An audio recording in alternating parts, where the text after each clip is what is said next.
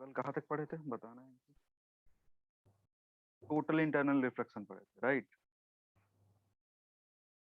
चलो problem graph हो गया इसका। ग्राफ हो गया था TIR का। चलो ठीक है, नेक्स्ट हेडिंग लिखेंगे।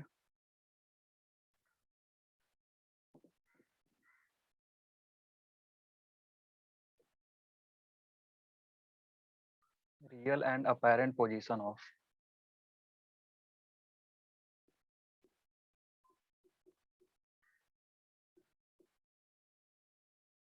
An object.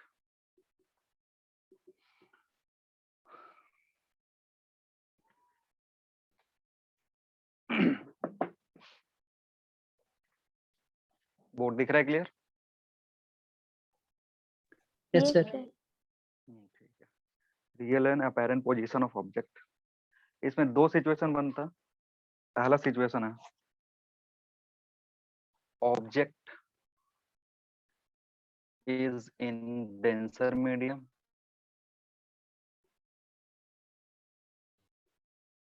and observer in rarer medium।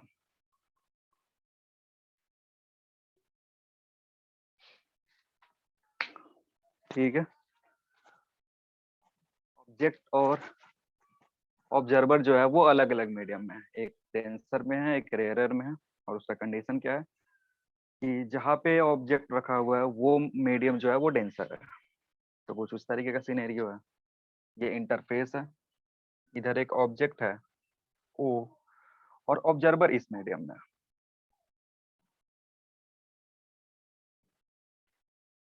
जिधर ऑब्जेक्ट रखा हुआ है उधर का मीडियम का जो रिफ्रैक्टिव इंडेक्स है उसको म्यू OBJ से रिप्रेजेंट कर रहे हैं। जिधर ऑब्जर्वर रखा हुआ है उसको OBS से रिप्रेजेंट कर रहा है। J फॉर ऑब्जेक्ट और OBS फॉर ऑब्जर्वर। अब यहाँ पे इधर कोई खड़ा है, इस ऑब्जेक्ट को देख रहा है, तो उसके लिए क्या होगा? उसके लिए यहाँ से रे जाएगा, ठीक है। और जो भी रे यहाँ से उसके आंखों में पहुंचेगा उसके कोरोस्पॉन्डिंग उसको इमेज शो होगा। तो जो रे यहाँ से निकल रहा है, कभी भी इमेज फॉर्मेशन करने के लिए हमें कितने रे चाहिए? कम से कम 2 रे चाहिए, ठीक है ना। तो एक रे हम नॉर्मल ले रहे हैं, और जो नॉर्मल रे होता है वो डेविएट नहीं होता है, वो सीधा सीधा ऐसे निकल जाता है। तो एक ये रे है जो दूसरे मीडियम में सीधा ऐसे पास हो जाएगा।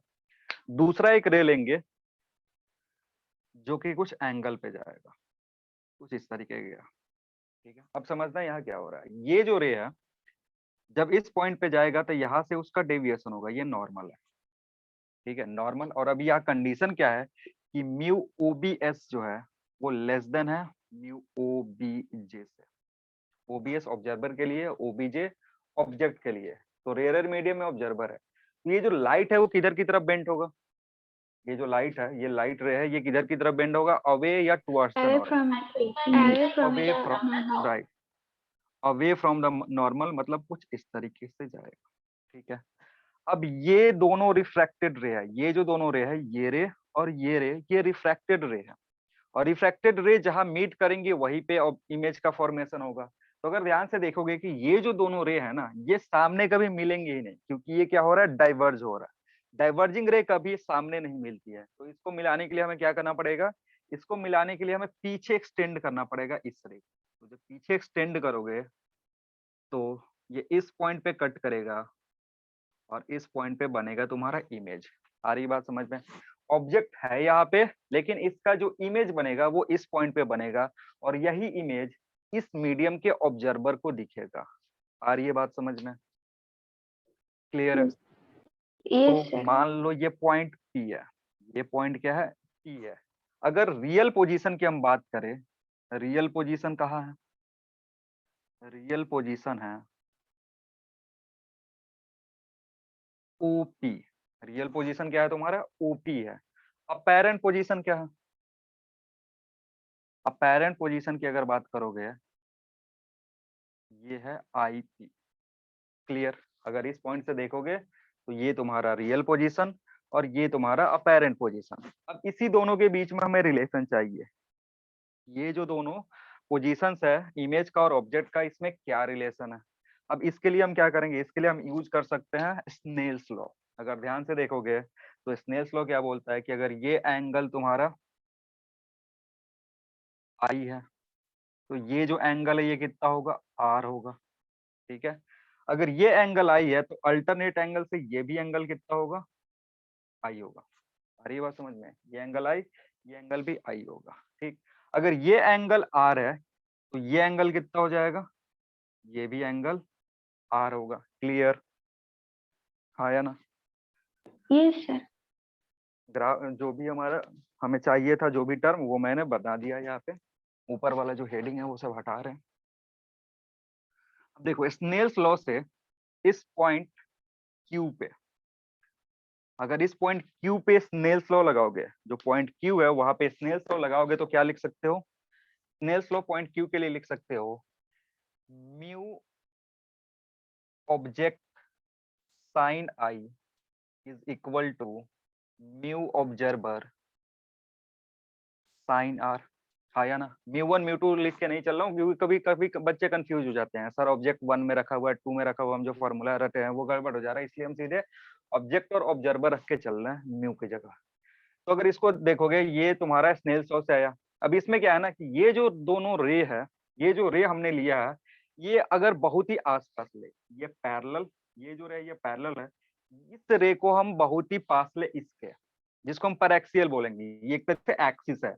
अगर ये जो रे है ये बहुत ही पास ले, मतलब इधर ही कहीं ले ले, तो एंगल आई बहुत छोटा हो जाएगा। मतलब फॉर परएक्सियल रे, परएक्सियल रे कहने का मतलब होता है आई एंड आर वेरी स्मॉल। ठीक है, सवाल में जब सवाल आएगा इससे रिलेटेड तो वो बता के रखेगा कि हम जो भी ऑब्जेक्ट को ऑब्जर्व कर रहे हैं, नॉर्मली ऑब्जर्व कर रहे हैं, नॉर्मली देख रहे हैं। नॉर्मल व्यू का ही मतलब होता है कि जो रेज आएंगी वो पैरेक्सियल रेज होंगी, वो हमारे आंखों तक पहुंचेंगी और तब हम जाकर के ऑब्जेक्ट को देखेंगे। ठीक है, तो इसलिए यहाँ पे कंडीशन क्या लिखा हुआ कि पैरेक्सियल रे है। तो जब रे पैरेक्सियल होगा तो आई और आर जो होगा वो बहुत ही छोटा हो जाएगा। आई और आर की वैल्यू क्या हो जाएगी, बहुत छोटी हो जाएगी। और इसके चलते जब एंगल बहुत छोटा होता है तो we can write sin theta as, that is sin I is equal to tan I and sin R is equal to tan R। जब एंगल बहुत ही छोटा होता है तो साइन थीटा tan थीटा के बराबर होता है। ठीक है, उस प्रॉपर्टी को हम यूज कर रहे हैं। तो यहाँ से क्या लिख सकते हो, so mu object tan I is equal to mu observer tan R। लिख सकते हैं, हाँ या ना। Yes sir. यस। अब यहाँ पे अगर ध्यान से देखोगे तो दो ट्राइंगल बन रहा है।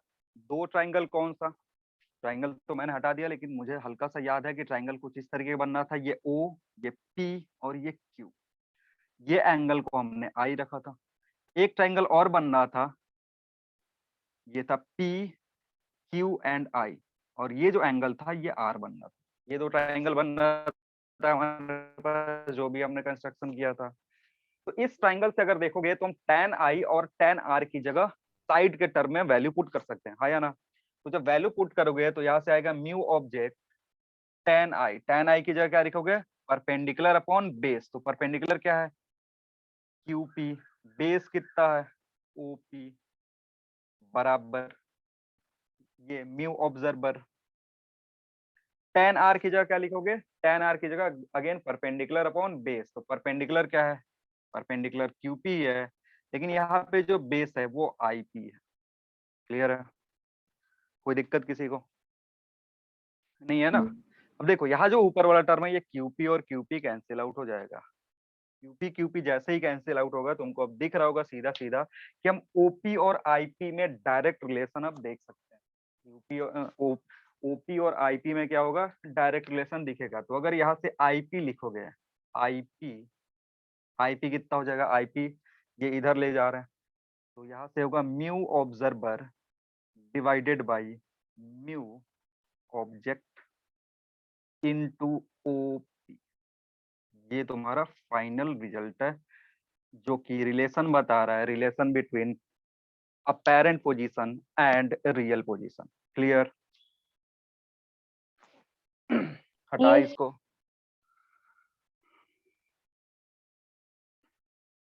तो यहाँ से लिख सकते हो, यानी जो भी तुम्हारा अपेरेंट पोजीशन है, apparent position can be written as mu obs divided by mu obj into real position। और म्यू ओबीएस और ओबीजी का मतलब समझ में आना चाहिए। ओबीएस का मतलब है उस मीडियम का रिफ्रैक्टिव इंडेक्स जहां पे ऑब्जर्वर है, ओबीजी का मतलब है उस मीडियम का रिफ्रैक्टिव इंडेक्स जहां पे ऑब्जेक्ट है।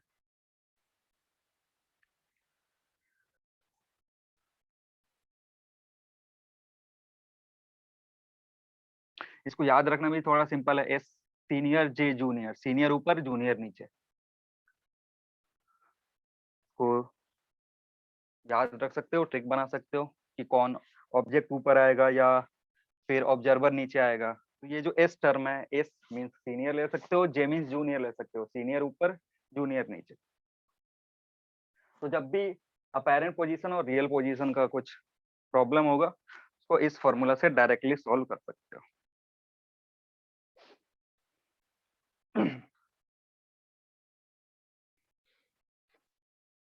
ठीक है।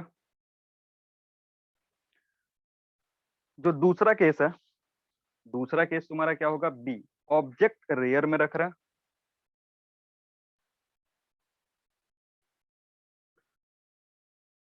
Object in rarer medium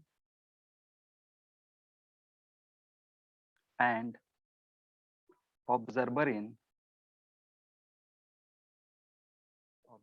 in denser medium.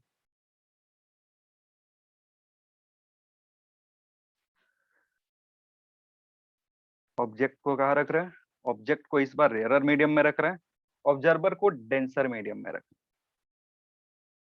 पिछले वाले केस का अपोजिट वाला है।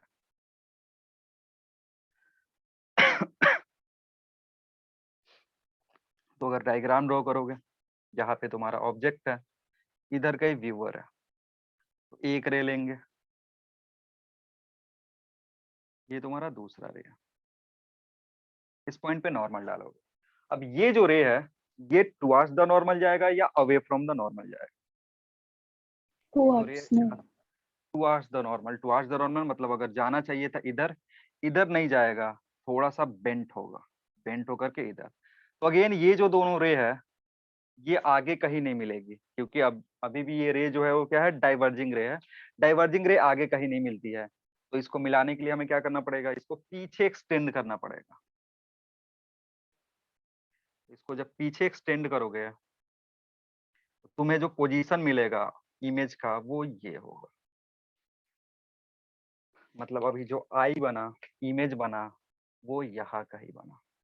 इसको पीछे एक्सटेंड करें, इसको भी पीछे एक्सटेंड करें, अगेन ये पॉइंट P, ये पॉइंट Q। जब आगे रिफ्रैक्टेड रे नहीं मिलती है, तो उसको हम पीछे एक्सटेंड करते हैं। जब हमने पीछे एक्सटेंड करा तो देखा कि इस पॉइंट पे मिल रहा है।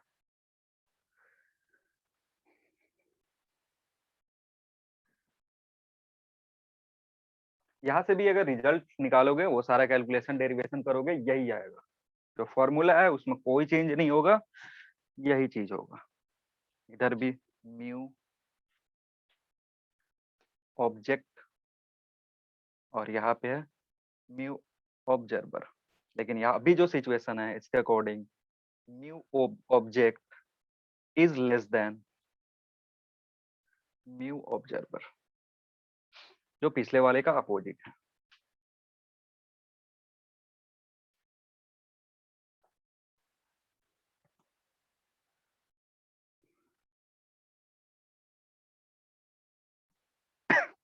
ठीक है। देखो अब तुमको डायग्राम से ही दिख रहा है कि इस केस में क्या है, आईपी ओपी से बड़ा है। इस केस में तुम्हारा क्या है रहा है कि ओपी जो है, ओपी ये है, आईपी ये है, तो आईपी ओपी से बड़ा है। फॉर्मूला डिराइव करने के बाद यही आएगा, फॉर्मूला में कोई चेंज नहीं होगा, यही फॉर्मूला होगा, apparent position is equal to mu observer divided by mu object into real position. ठीक है। कंडीशन चेंज का होता है, यही पे चेंज हो जाता है जब ओबीएस बड़ा होगा। ओबीएस बड़ा होगा तो ये पूरा टर्म 1 से ज्यादा आएगा। ओबीएस जब बड़ा होगा तो ये टर्म क्या होगा, 1 से ज्यादा आएगा, तो 1 से ज्यादा जब रियल में मल्टीप्लाई होगा तो अपैरेंट वैसे ही ज्यादा हो जाएगा। ये बता ही रहा है कि अगर ओबीएस ज्यादा है किससे, ऑब्जेक्ट से, ये वैल्यू 1 से बड़ा, यानी रियल में 1 से बड़ा समथिंग मल्टीप्लाई करोगे तो अपैरेंट पोजीशन ज्यादा होगा। सीधे सीधे दिख भी रहा है डायग्राम से भी कि जो रियल पोजीशन है अपैरेंट पोजीशन उससे ज्यादा आ रहा है। क्लियर है? Yes sir.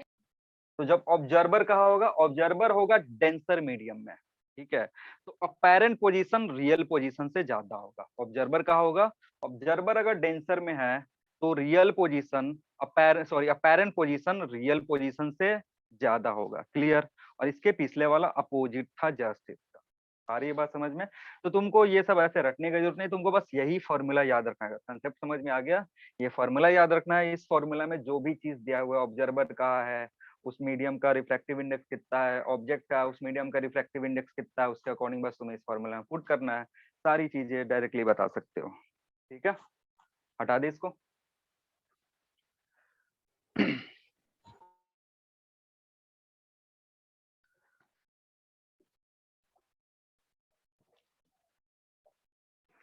इसका एक एप्लीकेशन होता है, real depth and apparent depth. ये जो चीज अभी हमने पढ़ा है इसका एक एप्लीकेशन होता है, real depth and apparent depth. ये खुद भी फील किए होगे कि अगर कोई बहुत ही क्लीन वाटर वाला पूल है तो उसका जो बॉटम है वो लगता है थोड़ा सा ऊपर की तरफ राइज किया हुआ है, ठीक है। या फिर अगर ग्लास में कॉइन रखते हैं तो कॉइन ऐसा फील होता है कि वो बहुत ही ऊपर है, ठीक है। वो इसलिए होता है, इसके चलते, रियल और अपैरेंट डेप्थ के चलते। अगर ध्यान से देखोगे तो मान लो ये तुम्हारा एक टब है और ये टब का बॉटम है, इस टब में यहाँ पे वाटर भरा हुआ है,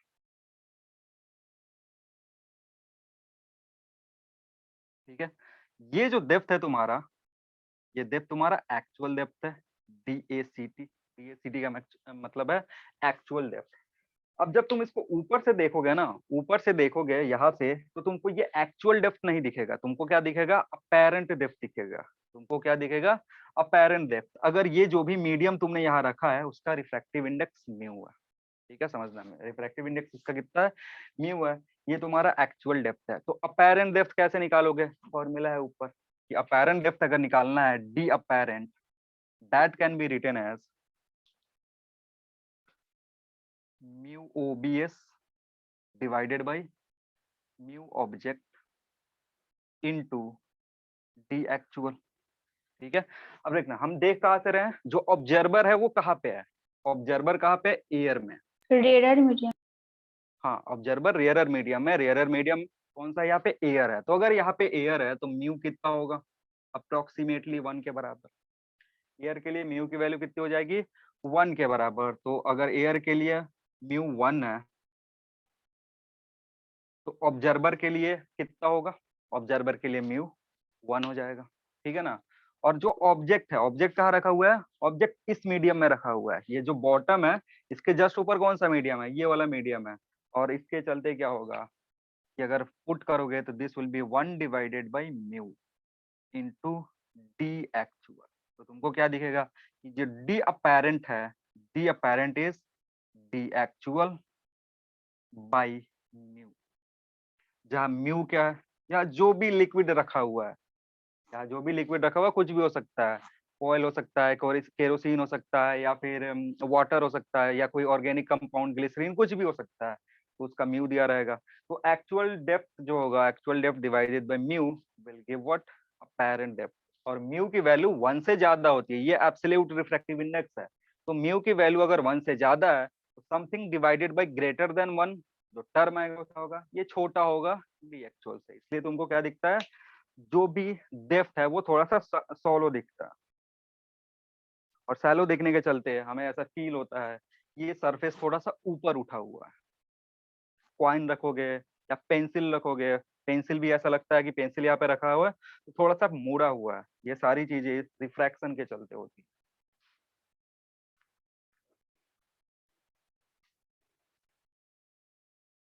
हटा दे।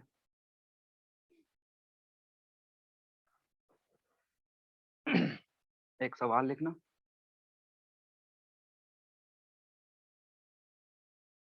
A coin is placed, problem है ये। A coin is placed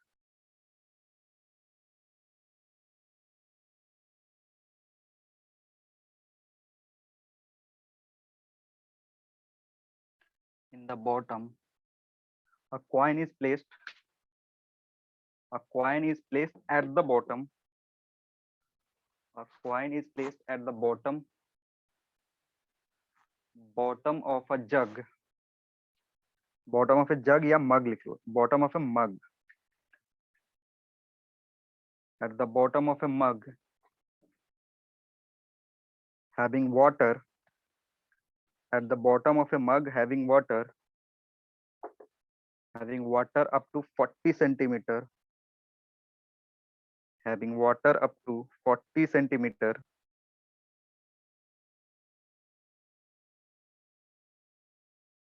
Find the position of coin. Find the position of the coin. Find the position of a coin seen by an observer. Seen by an observer.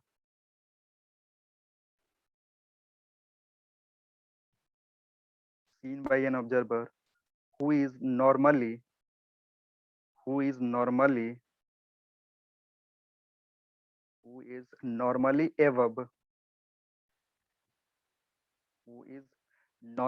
above the mug. Who is normally above the mug.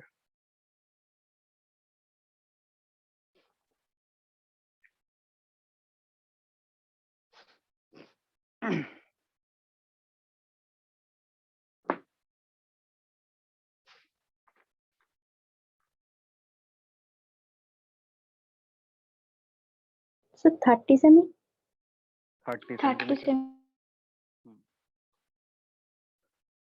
Simple है, सबसे होना चाहिए, क्योंकि formula direct formula based है ये। इसमें कुछ दिमाग नहीं लगाना है। फॉर्मूला याद है, डायरेक्ट पुट करो, आंसर चमकेगा। और फॉर्मूला तभी याद होगा जब क्वेश्चन प्रैक्टिस करोगे। मैंने अभी बता दिया क्लास में, तो अभी बहुत सारे लोगों के दिमाग में होगा यही फॉर्मूला तो यूज करना है, लेकिन 3-4 दिन बाद 5 दिन बाद ये भूल जाओगे। तो उसके लिए क्वेश्चन प्रैक्टिस करना होता है। क्वेश्चन प्रैक्टिस करोगे तो एग्जाम में याद रहेगा, नहीं करोगे तो नहीं याद रहेगा। ठीक है, ये सबसे होना चाहिए कि 30 सेंटीमीटर कैसे आ रहा है, ये सबसे होना चाहिए। क्योंकि अब इससे आसान सवाल ना फिजिक्स में हो नहीं सकता। इससे आसान अब क्या ही पूछ लेंगे। अब इससे आसान यही हो सकता है 5+3 कितना होगा।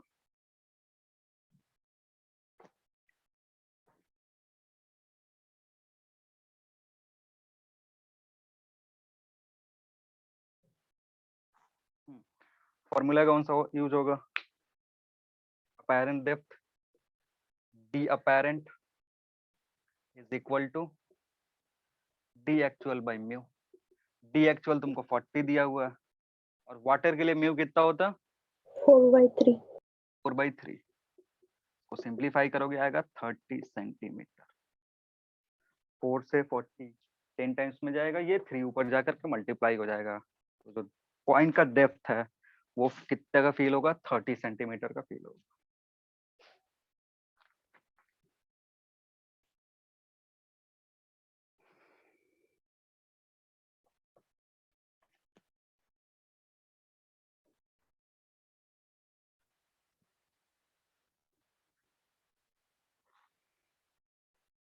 नेक्स्ट हेडिंग लिखेंगे रिफ्रैक्शन बाय अ स्लैब।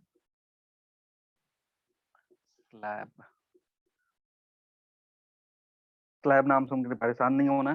स्लैब एक जस्ट रेक्टेंगुलर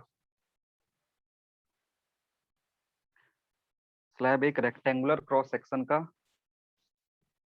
ग्लास है। ठीक है, या एक तरीके से बोल सकते हैं क्यूबॉइड है, जिसका थिकनेस बहुत ही नेग्लिजिबल होता है with respect to length and breadth.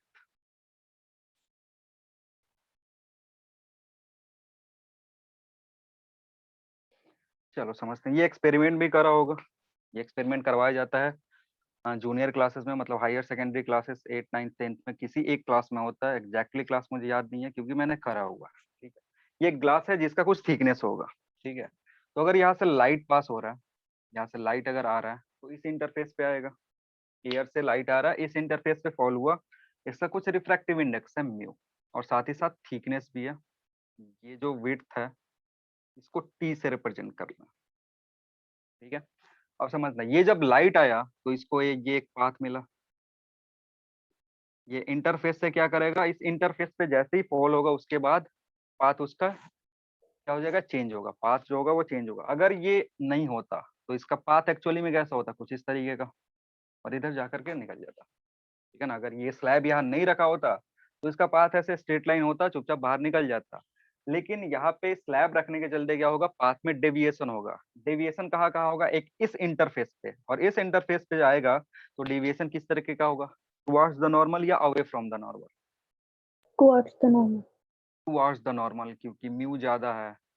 यहाँ पे आकर के फिर से सरफेस पे स्ट्राइक करेगा और एक बार और रिफ्रैक्शन होगा। ठीक है, एक बार इस सरफेस पे रिफ्रैक्शन हुआ है, ये एंगल आई, ये एंगल आर। तो अगर ये एंगल आर है तो ये एंगल कितने का होगा, आर। एंगल आर है, ये भी एंगल आर होगा, ये एंगल आर है। ठीक है, अब इसके बाद क्या होगा, इसके बाद अगर देखोगे तो ये फिर से रिफ्रैक्ट होगा। अब जो रिफ्रैक्शन होगा उसमें टुवर्ड्स द नॉर्मल होगा या अवे फ्रॉम द नॉर्मल होगा, away from normal. Away from the normal होगा, क्योंकि अब एयर में जा रहा है। तो एयर में जाएगा तो एक चीज यहाँ दिखता है, ये पैरेलली इससे बाहर निकलेगा। मतलब जो इंसिडेंट रे था, जो इमर्जिंग रे होगा, दोनों पैरेलल होगा। मतलब जो रे निकला वो इस इंसिडेंट रे के पैरेलल होगा। अगर ये स्लैब नहीं होता तो ये वाला रे दिखता। स्लैब होने के चलते जो हमें पाथ दिख रहा है वो इस तरीके का पाथ दिख रहा है, और इस एंगल को बोलते हैं ई। इस एंगल को ई से रिप्रेजेंट करते हैं। एंगल आई को एंगल ऑफ इंसिडेंस बोलते हैं।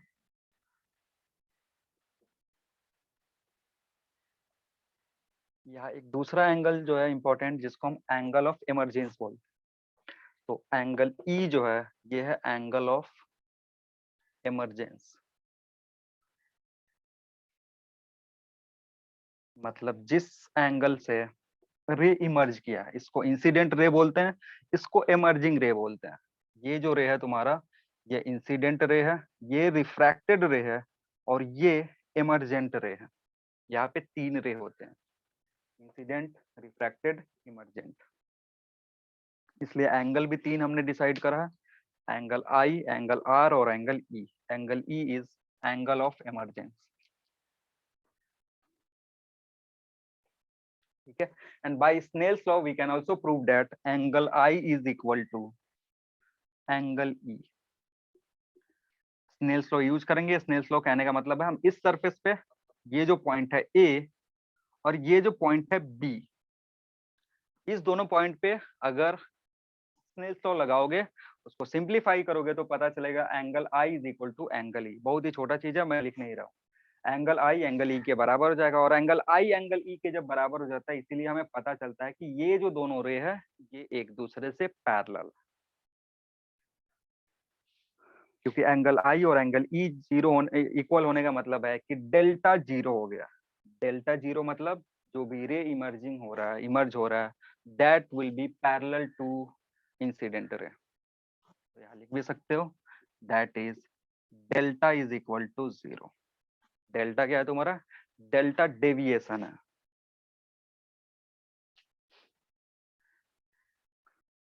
अब नेक्स्ट जो चीज है जो इंपॉर्टेंट है वो है ये डिस्प्लेसमेंट। एक्चुअली में ये स्लैब लगाने के चलते क्या हो रहा है, इस स्लैब को इंट्रोड्यूस करने के चलते ये जो लाइट रे है ना ये डिस्प्लेस हो जा रहा है। ऐसा होता इस तरीके से ऐसे पास होता, लेकिन जैसे ये स्लैब हमने पुट करा तो 2 बार रिफ्रैक्शन के चलते ये जो लाइट रे है ये डिस्प्लेस हो गया थोड़ा सा इधर की तरफ, और इस डिस्प्लेसमेंट को डी से रिप्रेजेंट करते हैं, और इस डी को बोलते हैं लैटरल डिस्प्लेसमेंट।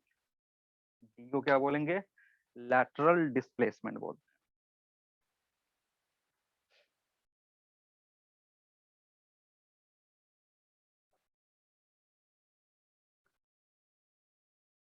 तो इसके नीचे लिखना है व्हेन डायग्राम ड्रॉ कर लिया हो ना सबने, बाकी जो भी चीजें है ये यहाँ पे लिखा हुआ तो वो लिख लिए हो। Yes, sir. तो लिखना when a light ray passes through a slab, when a light ray passes through a slab, passes through a slab, it undergoes, passes through a slab, it undergoes, it undergoes a lateral displacement, it undergoes a lateral displacement, it undergoes a lateral displacement once, undergoes a lateral displacement once it comes out, once it comes out of the slab, undergoes lateral displacement once it comes out of the slab, जब slab से बाहर आता है तो हमें laterally displaced दिखता है। and this is given as and this is given as and this is given as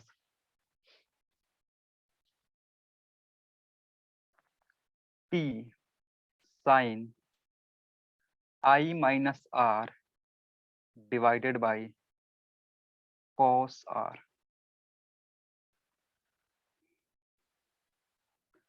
इस फॉर्मूला को लाने के लिए ज्यादा कुछ करना नहीं होता है, अगेन ट्रिगोनोमेट्री यूज करते हैं, ट्राइंगल का प्रॉपर्टी यूज करते हैं, वहां से सॉल्व हो जाता है।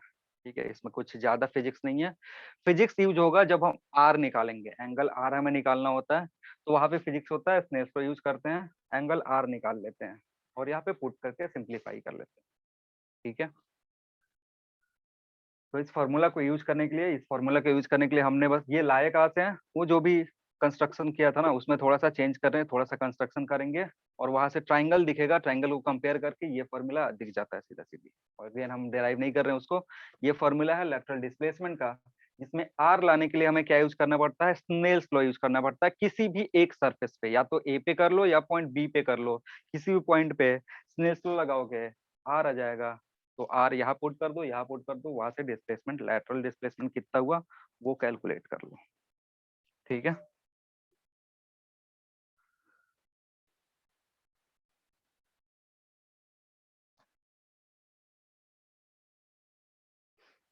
हो गया। Yes, sir. नेक्स्ट हेडिंग लिखोगे,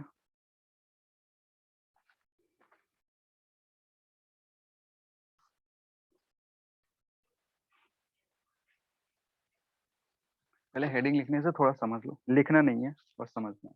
देखो यहाँ पे अगर एक ऑब्जेक्ट रखा हुआ, ठीक है, यहाँ पे एक ऑब्जेक्ट रखा हुआ है, यहाँ पे एक ऑब्जर्वर है, तो क्या होगा, ये ऑब्जेक्ट, ये सेम मीडियम है, तो यहाँ से लाइट रे निकलेगा और उसके पास पहुंच जाएगा, वो ऑब्जेक्ट को देख लेगा। ठीक है ना, अभी क्या हो रहा है कि ये जो ऑब्जेक्ट है और ये जो ऑब्जर्वर है, इसके बीच में ग्लास स्लैब रखती है। ठीक है, ग्लास स्लैब रखने के चलते क्या होता है, अब रिफ्रैक्शन होगा, और रिफ्रैक्शन के चलते क्या होगा, जो ऑब्जेक्ट का रियल पोजीशन है वो इस ऑब्जर्वर को नहीं दिखेगा। अभी यहाँ पे सिचुएशन क्या है ना, ऑब्जेक्ट भी उसी मीडियम में है, ऑब्जर्वर भी उसी मीडियम में है, लेकिन जो लाइट रे है उसके पास में हमने एक ग्लास स्लैब रख दिया, तो क्या होगा, तो ग्लास स्लैब के बारे में हमने पहले पढ़ा था, कि अभी जस्ट पढ़ा है कि ग्लास स्लैब जब हम इंट्रोड्यूस करते हैं तो क्या होता है, लैटरल डिस्प्लेसमेंट होता है लाइट रे का। अब वही लैटरल डिस्प्लेसमेंट इस ऑब्जेक्ट के पोजीशन को चेंज कर देगा। ठीक है, तो जो चेंज पोजीशन होगा वो क्या होगा वो देखेंगे हम। तो नेक्स्ट हेडिंग लिखना, apparent shift, apparent shift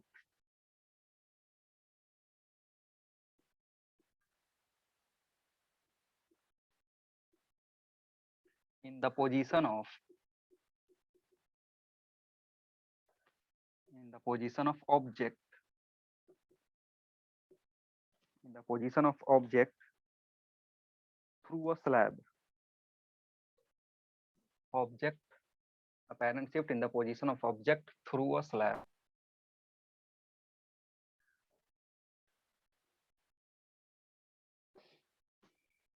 slab के थ्रू जब देखेंगे जो भी चेंज होगा पोजीशन में, शिफ्ट जो होगा वो पता करेंगे।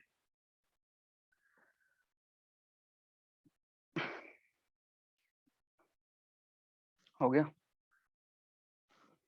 चलो इसमें भी दो केस बनता है। दो केस कौन सा? एक कन्वर्जिंग बीम के लिए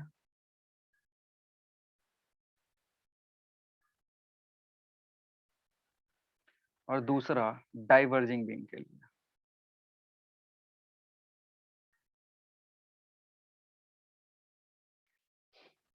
अगर एक रे कन्वर्ज हो रहा उसके लिए पोजीशन कितना शिफ्ट होगा, एक रे जो डाइवर्ज कर रहा उसके लिए पोजीशन कैसा शिफ्ट होगा। फॉर्मूला एकदम सेम आएगा। जो फॉर्मूला कन्वर्जिंग के लिए होता है वही फॉर्मूला डाइवर्जिंग के लिए भी होता है, लेकिन फिगर थोड़ा सा चेंज होता है। फिगर कैसे चेंज हो रहा है समझ रहे हैं? कन्वर्जिंग बीम का मतलब है कि रे कन्वर्ज होकर के एक पॉइंट पे मिल रही है, तो जहां पे रे कन्वर्ज करेगी वहां पे ऑब्जेक्ट होगा। ठीक है, लेकिन हमने क्या रहा है, इस कन्वर्जिंग बीम का जो पाथ है उस पाथ में एक स्लैब इंट्रोड्यूस कर दिया। अब स्लैब इंट्रोड्यूस करने के चलते क्या होगा, मान लो यहाँ पे तुमने एक स्लैब इंट्रोड्यूस कर दिया। इस स्लैब के इंट्रोड्यूस करने के चलते अब क्या होगा देखेंगे।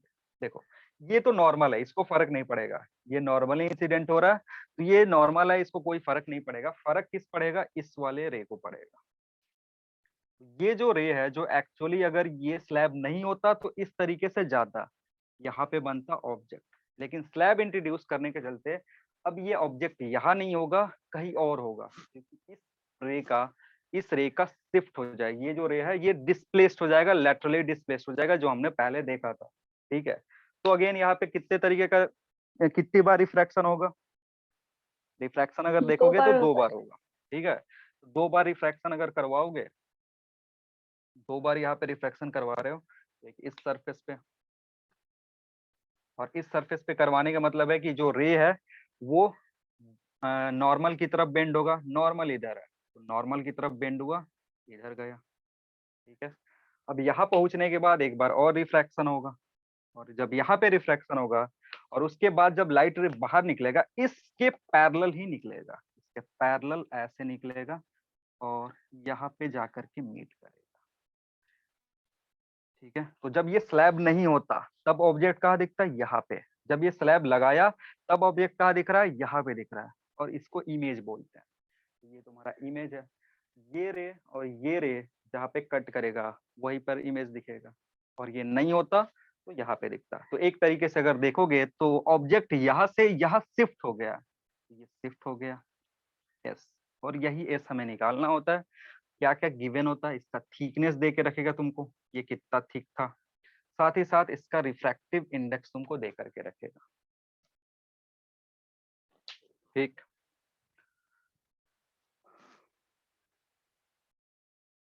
वही सेम चीज डाइवर्जिंग के भी साथ होगा। डाइवर्जिंग के लिए ड्रॉ करोगे, डाइवर्जिंग के लिए मान लो ये तुम्हारा ऑब्जेक्ट था, इधर से दो रे निकल रहा था, एक ये रे, एक ये रे। ठीक है, यहाँ पे तुम्हारा ऑब्जेक्ट। लेकिन जैसे ही अगर पाथ में अगर हमने एक स्लैब इंट्रोड्यूस करा, इसके पाथ में क्या करेंगे, एक स्लैब इंट्रोड्यूस करना है जिसका थिकनेस टी है। ठीक है, तो अगर थिकनेस टी होगा तो फिर से क्या होगा, डिस्प्लेसमेंट होगा। ये जो पाथ, ये जो लाइट रे है, ये लाइट रे ऐसे नहीं रहेगा, ये नॉर्मली है, ये ऐसे ही रहेगा, इसको कोई फर्क नहीं पड़ेगा कि नॉर्मल रे का डेविएशन नहीं होता। डेविएशन किसका होगा, इस रे का होगा। तो जब इस रे का डेविएशन हो रहा है तो हमें क्या करना पड़ेगा, वो डेविएशन वाला रे पता करेंगे, फिर उसको पीछे एक्सटेंड करके एक्चुअल रे कैलकुलेट कर लेंगे। तो यहाँ पे अगर देखोगे, ये रे जा ऐसे रहा था, इस सरफेस पे एक बार रिफ्रैक्शन होगा, और जो रिफ्रैक्शन होगा इसके according bending towards the normal. ये नॉर्मल है, लाइट बेंड होगा ऐसे, इधर बेंड हुआ, फिर गया इस सरफेस पे, एक बार और क्या होगा, तुम्हारा रिफ्रैक्शन होगा, और इस रिफ्रैक्शन के चलते जो लाइट रे है वो away from the normal bend होगा, लेकिन जो इंसिडेंट रे है उसके पैरेलल ही निकलेगा। तो पैरेलल निकला मतलब कुछ इस तरीके। अब ये दोनों रे आगे तो कहीं मिलेंगे नहीं, इसलिए हमें क्या करना पड़ेगा, इसको पीछे जब एक्सटेंड करोगे, पीछे जब हमने एक्सटेंड करा तो पता चला कि जो इमेज है वो यहाँ बन रहा है।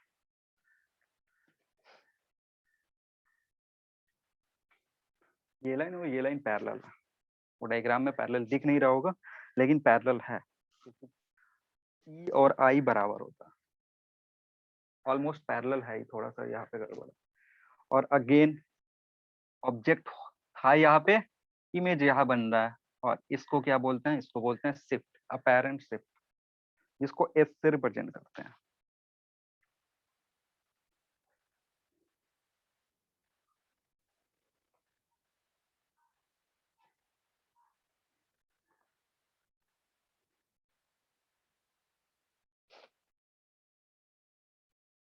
हो गया? नहीं। ड्रॉ कर लो, डायग्राम मिटा के फॉर्मूला बताएंगे। फॉर्मूला का अगेन डेरिवेशन नहीं देंगे, तो डेरिवेशन में तो टाइम वेस्ट होगा, 10-15 मिनट जाएगा। उसका लॉजिक समझा देंगे कि वो आ कैसे रहा।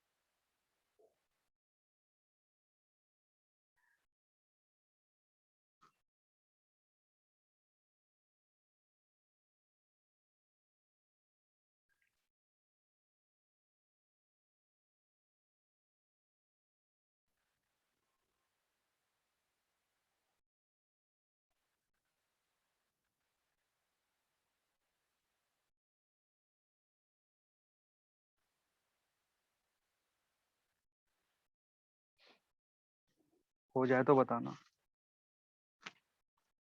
हो गया सर। हो गया? एक और चीज इसमें थोड़ा सा समझ लेंगे, फिर डायग्राम को इरेज करेंगे। देखो, एक चीज समझना, जो भी शिफ्ट हो रहा है, ऑब्जेक्ट ओ इधर, इमेज यहाँ बनना, जो शिफ्ट हो रहा है ना, वो in the direction of incident ray हो रहा है। डायरेक्शन किधर है? इधर की तरफ है, ठीक है। और जो शिफ्ट भी हो रहा है वो किधर की तरफ है? ओ से आई, आगे की तरफ शिफ्ट हुआ। सेम चीज यहाँ भी हो रहा है। डायरेक्शन ऑफ रे जो है वो किधर की तरफ है? इधर की तरफ। ऑब्जेक्ट यहाँ था, इमेज कहाँ बना? यहाँ। तो कन्वर्जिंग हो या डाइवर्जिंग हो, जो शिफ्ट होता है वो हमेशा किधर की तरफ होता है? इन द डायरेक्शन ऑफ रे। जो भी शिफ्ट होगा, इस कन्वर्जिंग बीम के चलते जो शिफ्ट हुआ वो आगे की तरफ हुआ, तो ये कन्वर्जिंग बीम आगे की तरफ जा रहा था तो इधर शिफ्ट हुआ। इसमें अगर देखोगे तो इसमें कन्वर्जिंग बीम भी किधर की तरफ जा रहा है? राइट की तरफ ही। और जो शिफ्ट हुआ है वो भी किधर हुआ है? राइट की तरफ ही। मतलब ऑब्जेक्ट यहाँ होना चाहिए था, लेकिन स्लैब इंट्रोड्यूस करने के चलते यहाँ पे चला गया। और again this shift is in the direction of incident ray, या रे के डायरेक्शन में शिफ्ट हुआ है, ठीक है। तो ये एक चीज याद रखेंगे, ये नोट में लिखाएंगे भी। जो फॉर्मूला यहाँ से आता है वो सिंपल सा फॉर्मूला है,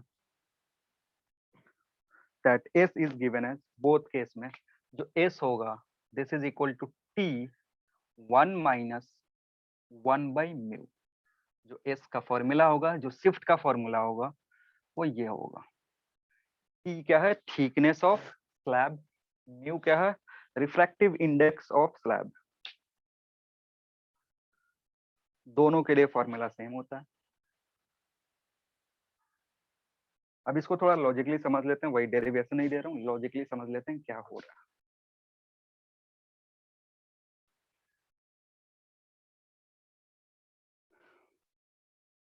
समझ, देखो, हो क्या रहा है कि अगर ये स्लैब नहीं होता, ये जो स्लैब नहीं होता, तो लाइट को एक्चुअली में डिस्टेंस कितना ट्रेवल करना होता? ये टी, ये टी स्लैब अगर नहीं होता तो इतना डिस्टेंस ट्रेवल करता।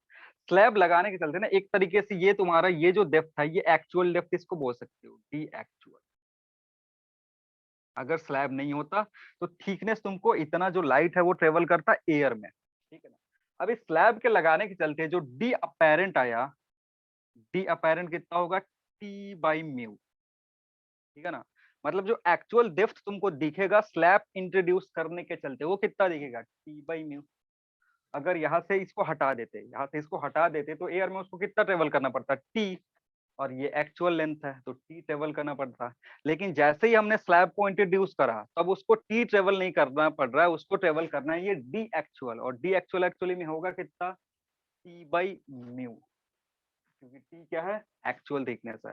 तो टी बाई म्यू जैसे ही करे हुए, तो अगर ध्यान से देखो ये एक्चुअल ट्रेवल करना पड़ता एयर में, ये इंट्रोड्यूस करने के चलते आया, तो जो शिफ्ट पोजीशन में हो रहा है वो इसी के चलते हो रहा है, रियल और एक्चुअल के अपैरेंट के चलते, एक्चुअल और अपैरेंट के चलते हो रहा है। तो कितने का शिफ्ट होगा, एक्चुअल माइनस अपैरेंट, यही पे वो चीज लिखा हुआ है। ये टी अगर इसको अंदर मल्टीप्लाई करोगे तो ये टी होगा माइनस टी बाई म्यू, तो यहाँ पे एक्चुअल माइनस अपैरेंट, मतलब जो भी शिफ्ट है वो क्या बता रहा है, शिफ्ट बता रहा है कि अगर ये नहीं होता, ये स्लैब नहीं होता, तब इसको कितना डिस्टेंस ट्रेवल करना पड़ता हवा में, टी के बराबर करना पड़ता, जो कि एक्चुअल थिकनेस है। लेकिन जैसे हमने स्लैब इंट्रोड्यूस करा ना, तो उसको हवा में ट्रेवल नहीं करना पड़ रहा है, कहाँ ट्रेवल करना पड़ रहा है, उसको ट्रेवल करना पड़ रहा है इस मीडियम में। बाकी इधर और इधर तो सेम ही है, बस इस थिकनेस टी के साथ दिक्कत है। तो जैसे ये मीडियम हम इंट्रोड्यूस कर रहे हैं, तो उसको अपैरेंट डेप्थ ट्रेवल करना पड़ रहा है, and that apparent depth is given as t by mu. Clear. तो टी बाई म्यू का उसका पाथ में चेंज हुआ, इतने का चेंज हुआ, एक्चुअल ये था, तो दिस माइनस दिस करोगे, शिफ्ट आ जाएगा। और शिफ्ट का फॉर्मूला क्या होता है, शिफ्ट का फॉर्मूला ऐसे ही याद रखो, नहीं जैसे याद हो रहा है तो ये चीज याद रख लो, D actual minus D apparent, shift is always given by actually कितना ट्रेवल करना पड़ता, लेकिन पाथ में जब इसको इंट्रोड्यूस कर रहे हैं तब कितना ट्रेवल करना पड़ रहा है, तो D actual minus D apparent, ये फॉर्मूला आ जाता है जो शिफ्ट देगा। इसको मैथमेटिकली भी हम सॉल्व कर सकते हैं। मैथमेटिकली बस वही है, हमें क्या करना पड़ता है, किसी एक पॉइंट पे स्नेल्स लॉ लगाएंगे, फिर ट्राइंगल से tan थीटा cos थीटा वो सारी वैल्यू पुट करेंगे, ये रिजल्ट आ जाएगा। ठीक है, तो डेरिवेशन पे अगर नहीं चलना है, लॉजिकली थोड़ा सा सोच के इसको सिंप्लीफाई करके फॉर्मूला ये तुम्हारा बन गया। शिफ्ट जो होगा that will B T into 1 - 1/μ, जहाँ टी क्या है, जितना थिकनेस का स्लैब इंट्रोड्यूस किया वो, और साथ ही साथ म्यू है मटेरियल का, जो स्लैब मटेरियल का रिफ्रैक्टिव इंडेक्स है वो। ठीक, अब इसमें नोट लिखेंगे, note number 1,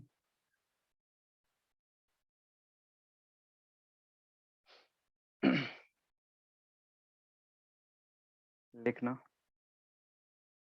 shift always takes place in, shift always takes place in, note number 1 है, shift always takes place in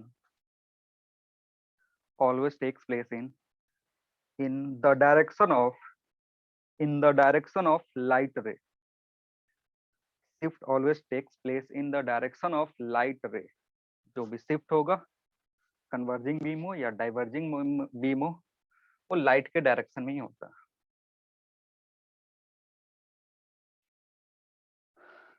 number 2 में लिखेंगे, for n slabs, for n slabs having different thickness and refractive indices,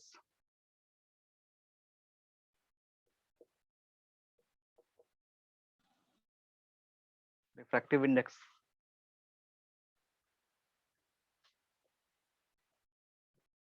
total shift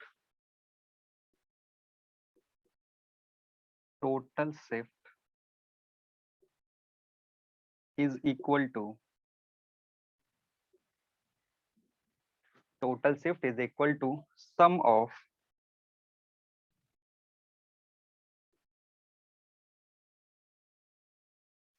shifts produced by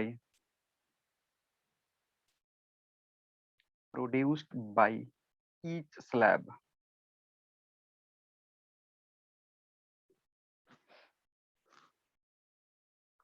अभी एक slab के बारे में हमने देखा, अगर बहुत सारे स्लैब है, n स्लैब्स रखा हुआ है, जिसका अलग अलग थिकनेस है, अलग अलग रिफ्रैक्टिव इंडेक्स है, तो उसके चलते जो टोटल शिफ्ट आएगा वो कैसे निकालेंगे, टोटल शिफ्ट जो होगा that will be sum of shift produced by each slab.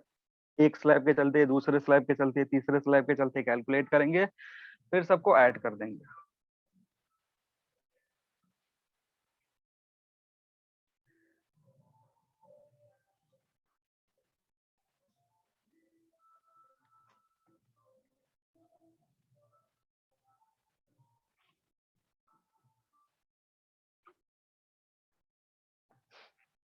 हटा दे इसको।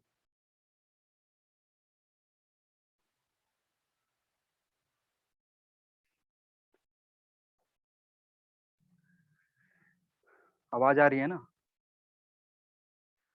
Yes yes sir. Sir. Yes sir. हाँ, तो ये क्या बोल रहा है कि अगर हमने बहुत सारे स्लैब इंट्रोड्यूस कर दिए, जैसे ये एक स्लैब है, एक ये दूसरा स्लैब, एक ये तीसरा, ऐसे कर करके हमने n स्लैब इंट्रोड्यूस कर दिया। इसका थिकनेस T1, इसका थिकनेस T2, इसका थिकनेस T3 एंड लास्ट वाले का थिकनेस Tn है। और साथ ही साथ इसका μ1, μ2, μ3 एंड μn। तो जो S आएगा, S will be S1 plus S2 plus S3 and so on Sn। एक के चलते निकालेंगे, दूसरे के चलते निकालेंगे, तीसरे के चलते निकालेंगे, फिर सबको ऐड कर देंगे। That will give total shift, चाहे वो कन्वर्जिंग बीम हो या फिर डाइवर्जिंग बीम हो।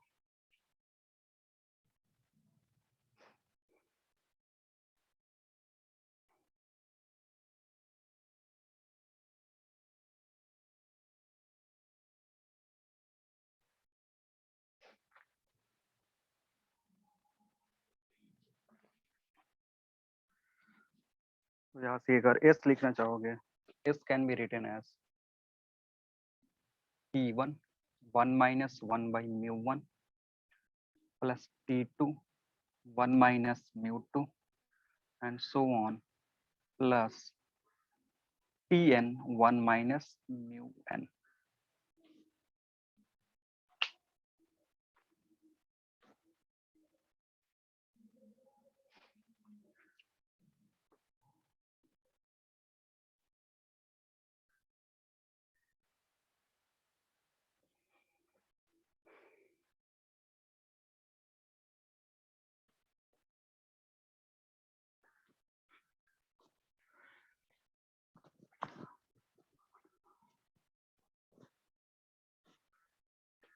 नोट नंबर 3 लिखेंगे, इक्विवेलेंट स्लैब।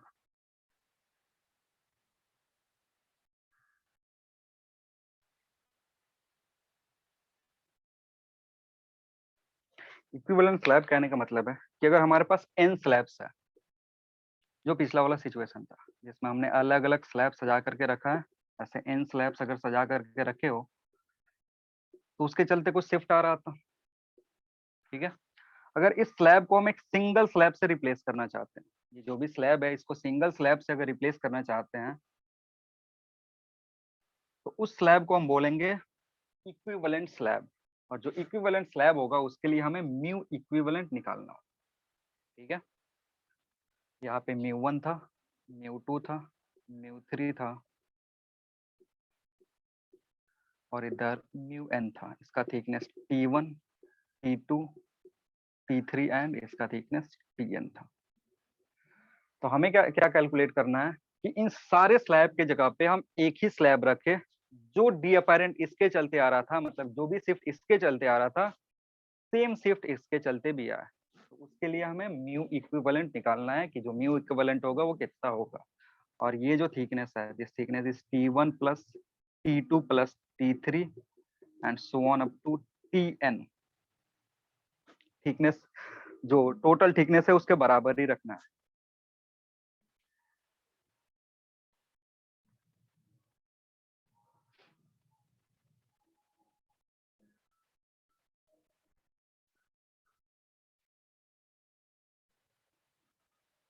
अब इसके नीचे लिखना कि इक्विवेलेंट स्लैब का मतलब क्या है, कब इक्विवेलेंट स्लैब बोलेंगे।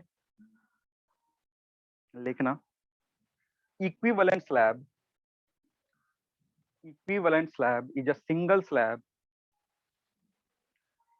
equivalent slab is a single slab whose apparent thickness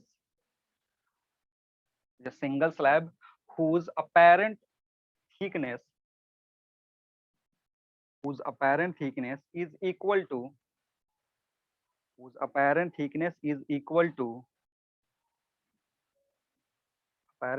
is equal to sum of, आवाज आ रही है ना? तो Yes, गाने sir. से यस सर। जो गाना बज रहा है उससे ये थोड़ा सा इंटरफेरेंस हो सकता है। गाना ज्यादा तेज सुनाई नहीं दे रहा है ना? सब कुछ सुनाई नहीं दे रहा नहीं गाना। अच्छा, गाना नहीं सुनाई दे रहा था, अब तो सही है। हाँ, क्योंकि मुझे सुनाई दे रहा है। कहाँ तक लिखा था एक बार बोलना। Sir thickness is equal to हाँ, apparent thickness is equal to sum of apparent thickness equal to sum of apparent thickness of each slab. Sum of apparent thickness of each slab. ठीक है, तो कहने का मतलब है कि इन सब के कॉम्बिनेशन का जो अपैरेंट थिकनेस आएगा वो इसके अपैरेंट थिकनेस के बराबर होगा, तब इसको क्या बोलेंगे, तब इसको बोलेंगे equivalent slab of this combination. आ रही बात समझ में? वही सेम टू सेम जो रेसिस्टेंस में बातें हो रही थी। रेसिस्टेंस में हमने इक्विवेलेंट रेसिस्टेंस पढ़ा है, कैपेसिटर में इक्विवेलेंट कैपेसिटर पढ़ा है, तो वही सारा चीज एकदम एग्जैक्ट इधर भी है। उधर भी मैंने डेफिनेशन लिखाया था कि इक्विवेलेंट रेसिस्टेंस या इक्विवेलेंट कैपेसिटेंस का क्या मतलब होता है। इधर भी वही सेम चीज है। यहाँ अपैरेंट के टर्म में बात करते हैं। तो अगर यहाँ पे अपैरेंट थिकनेस निकालोगे, अगर जो कॉम्बिनेशन है उसका सॉरी अपैरेंट थिकनेस अगर निकालोगे टी अपैरेंट, तो कितना होगा, इसका अपैरेंट थिकनेस प्लस इसका अपैरेंट थिकनेस प्लस इसका and so on up to, तो एक का अपैरेंट थिकनेस कितना होगा, T1/μ1। इस एक का अपैरेंट थिकनेस कितना है, इसका थिकनेस डिवाइडेड बाय इसका रिफ्रैक्टिव इंडेक्स, प्लस दूसरे वाले का जो होगा वो कितना होगा, T2/μ2 plus so on divided by Tn/μn। आ रही है बात समझ में?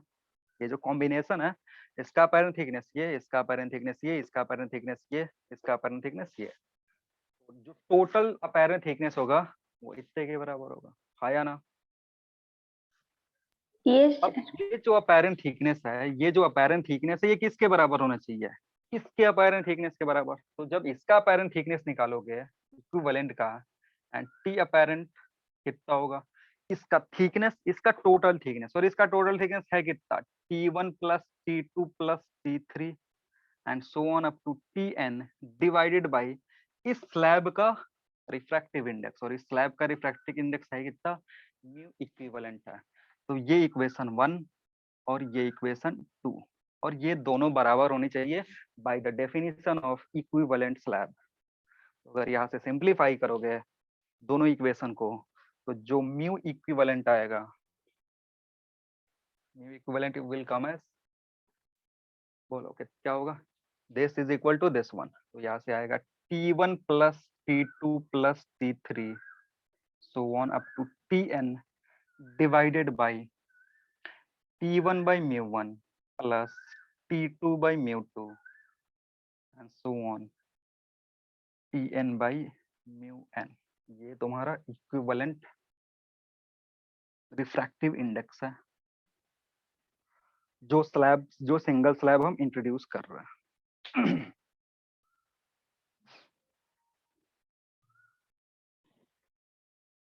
बोलो कोई दिक्कत?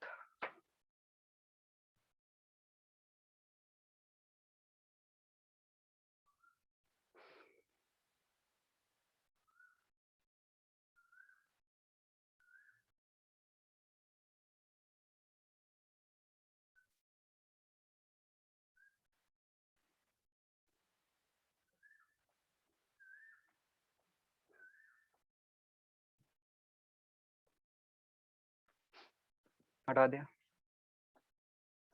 Yes. Yes sir.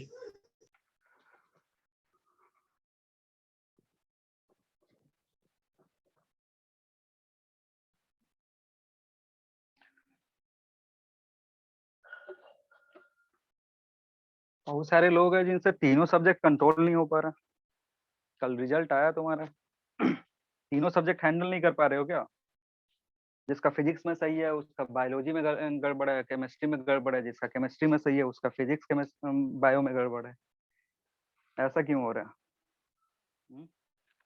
अब तो ट्रेवल भी करना नहीं पड़ रहा है, घर पे बैठे बैठे हो, थोड़ा ट्रेवल वाला टाइम बच रहा होगा, तो कंसंट्रेट करो तीनों सब्जेक्ट पे। बोलो। अच्छा अभी सर मेरा चलो, नहीं हो। तुम्हारा क्या नहीं है? सर नहीं हो रहा है सर, फिजिक्स केमिस्ट्री पे फोकस कर रहे तो सर बायोलॉजी में कम हो रहा है। केमिस्ट्री फिजिक्स पे फोकस कर रहे ज्यादा तो बायोलॉजी में ज्यादा हो रहा है, फिजिक्स केमिस्ट्री कम हो रहा है। तो ज्यादा फोकस किसी पे क्यों करना, इक्वल फोकस करो ना।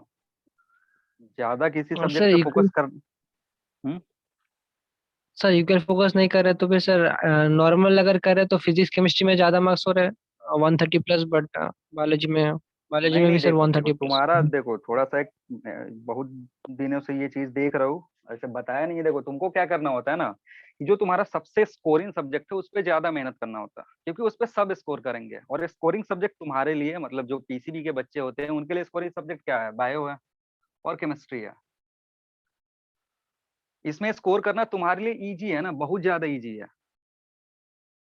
क्योंकि बहुत सारे ऐसे बच्चे हैं जो तुम्हारे लिए, जिनको मैथ मुश्किल लगता है। अगर मैथ मुश्किल लग रहा है तो फिर फिजिक्स में स्कोर करना थोड़ा सा कठिन होगा। तो तुम इस पे मेहनत करो ना, बायो और केमिस्ट्री पे ज्यादा मेहनत करो। मतलब अगर दिन के 5 घंटे प्रैक्टिस कर रहे हो, तो 2 घंटा इसको दो, 2 घंटा इसको दो, एक ही घंटा फिजिक्स को दो।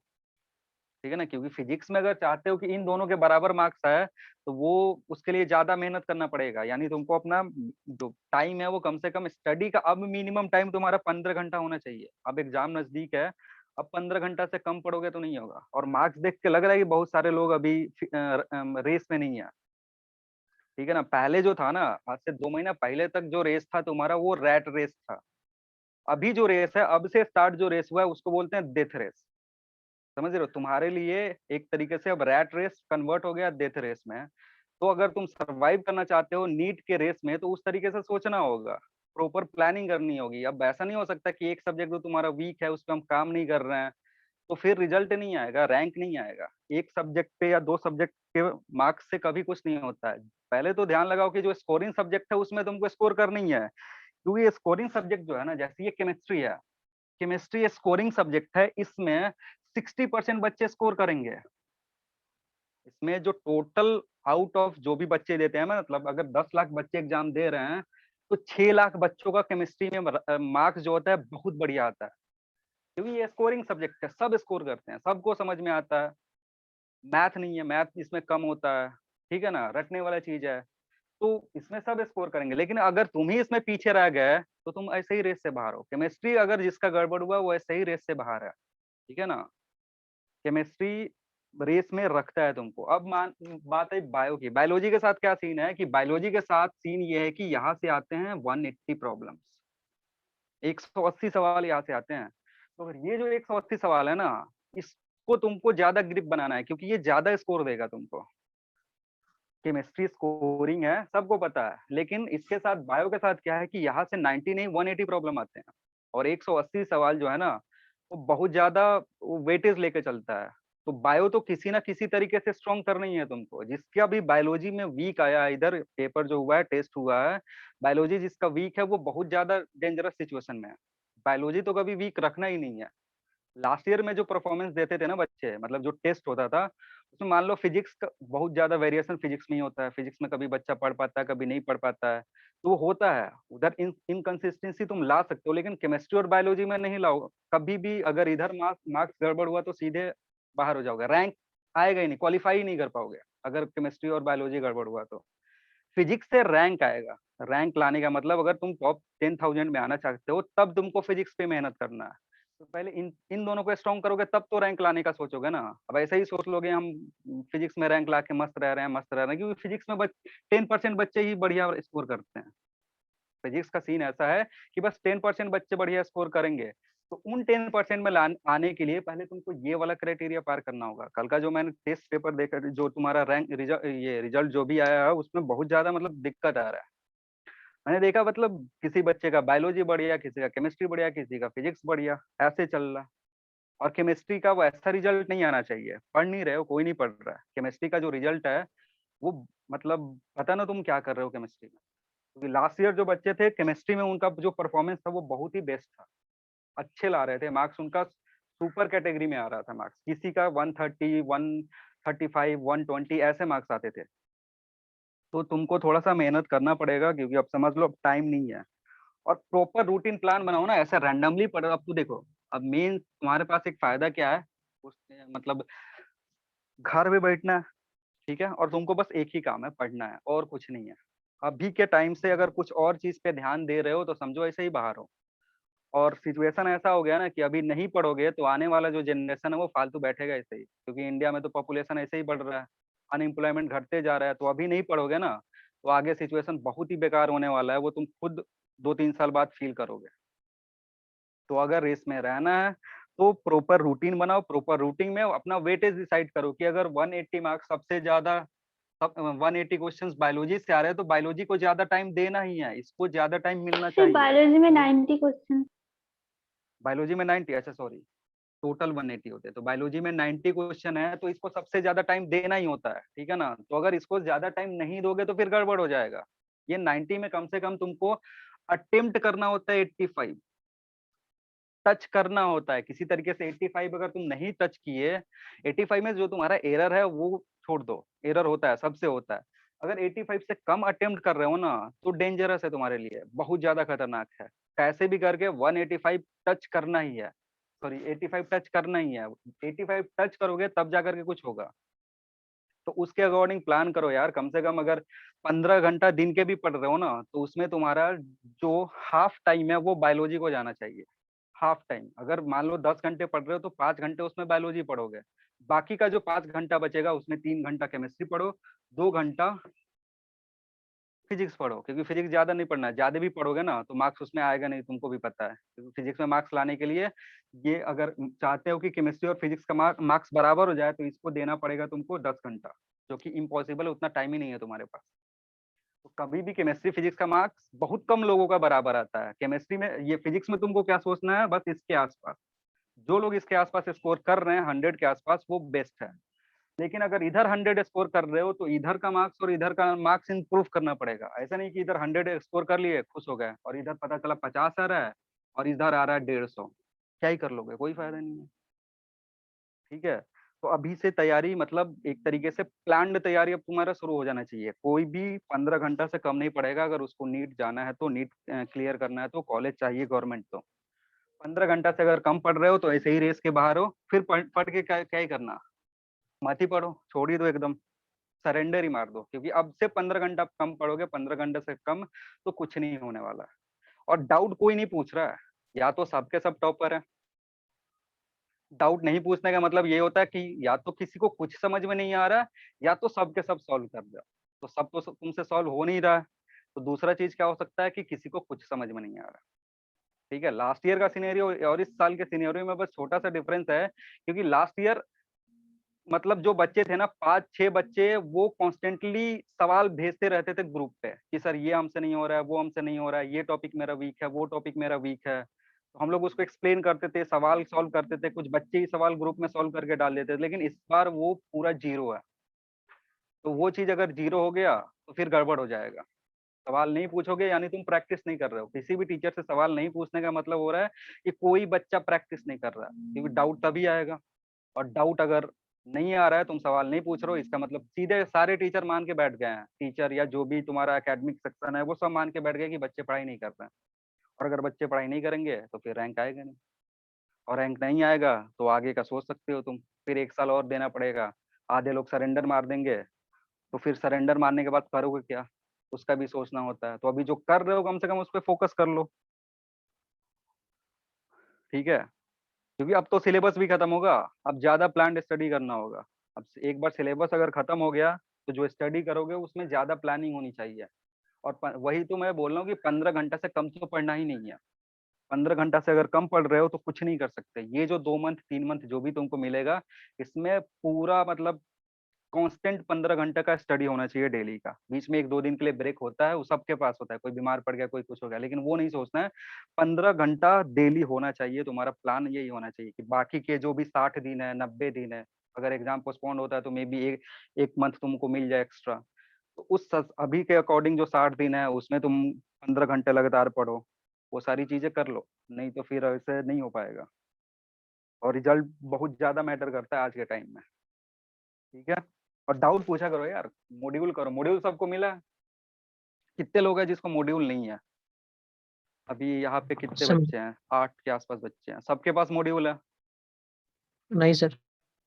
सबके पास नहीं है, तो कहाँ से प्रॉब्लम्स करते हो तुम? सर एमटीजी वगैरह। एमटीजी से करते हो? जी सर। डेली कितने प्रॉब्लम कर रहे हो? डेली बेसिस पे तुम कितने, तीनों सब्जेक्ट मिला करके कितना सर प्रॉब्लम कर लेते हो? फिजिक्स में से सर 45। नहीं नहीं, जो टेस्ट की बात नहीं कर रहा हूँ मैं, सर फिजिक्स मतलब में one daily time chapter wise. Chapter wise नहीं, जैसे मतलब मैं ओवरऑल बात करूं कि तुम एक दिन में फिजिक्स पढ़ रहे हो, केमिस्ट्री पढ़ रहे हो, बायोलॉजी पढ़ रहे हो, तीनों पढ़ रहे हो, तीनों का अगर कंबाइंड मैं देखूं तो कितने सवाल एक दिन में तुम कर लेते हो?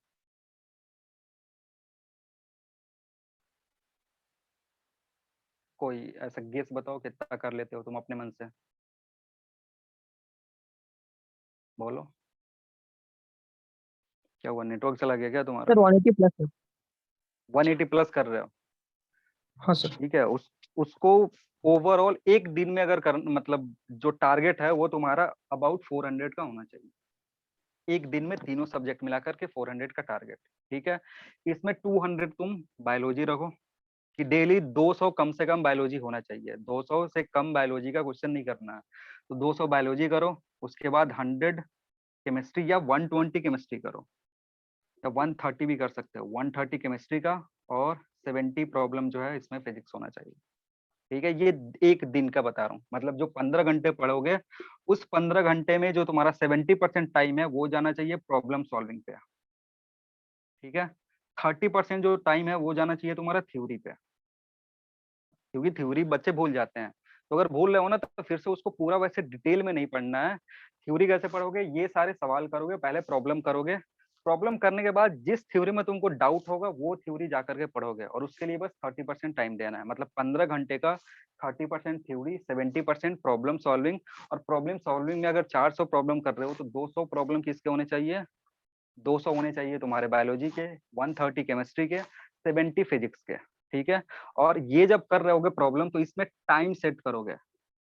टाइम मैनेजमेंट भी बहुत जरूरी है, कि अगर ये 200 प्रॉब्लम तुम कर रहे हो तो इसको करना है 100 मिनट में।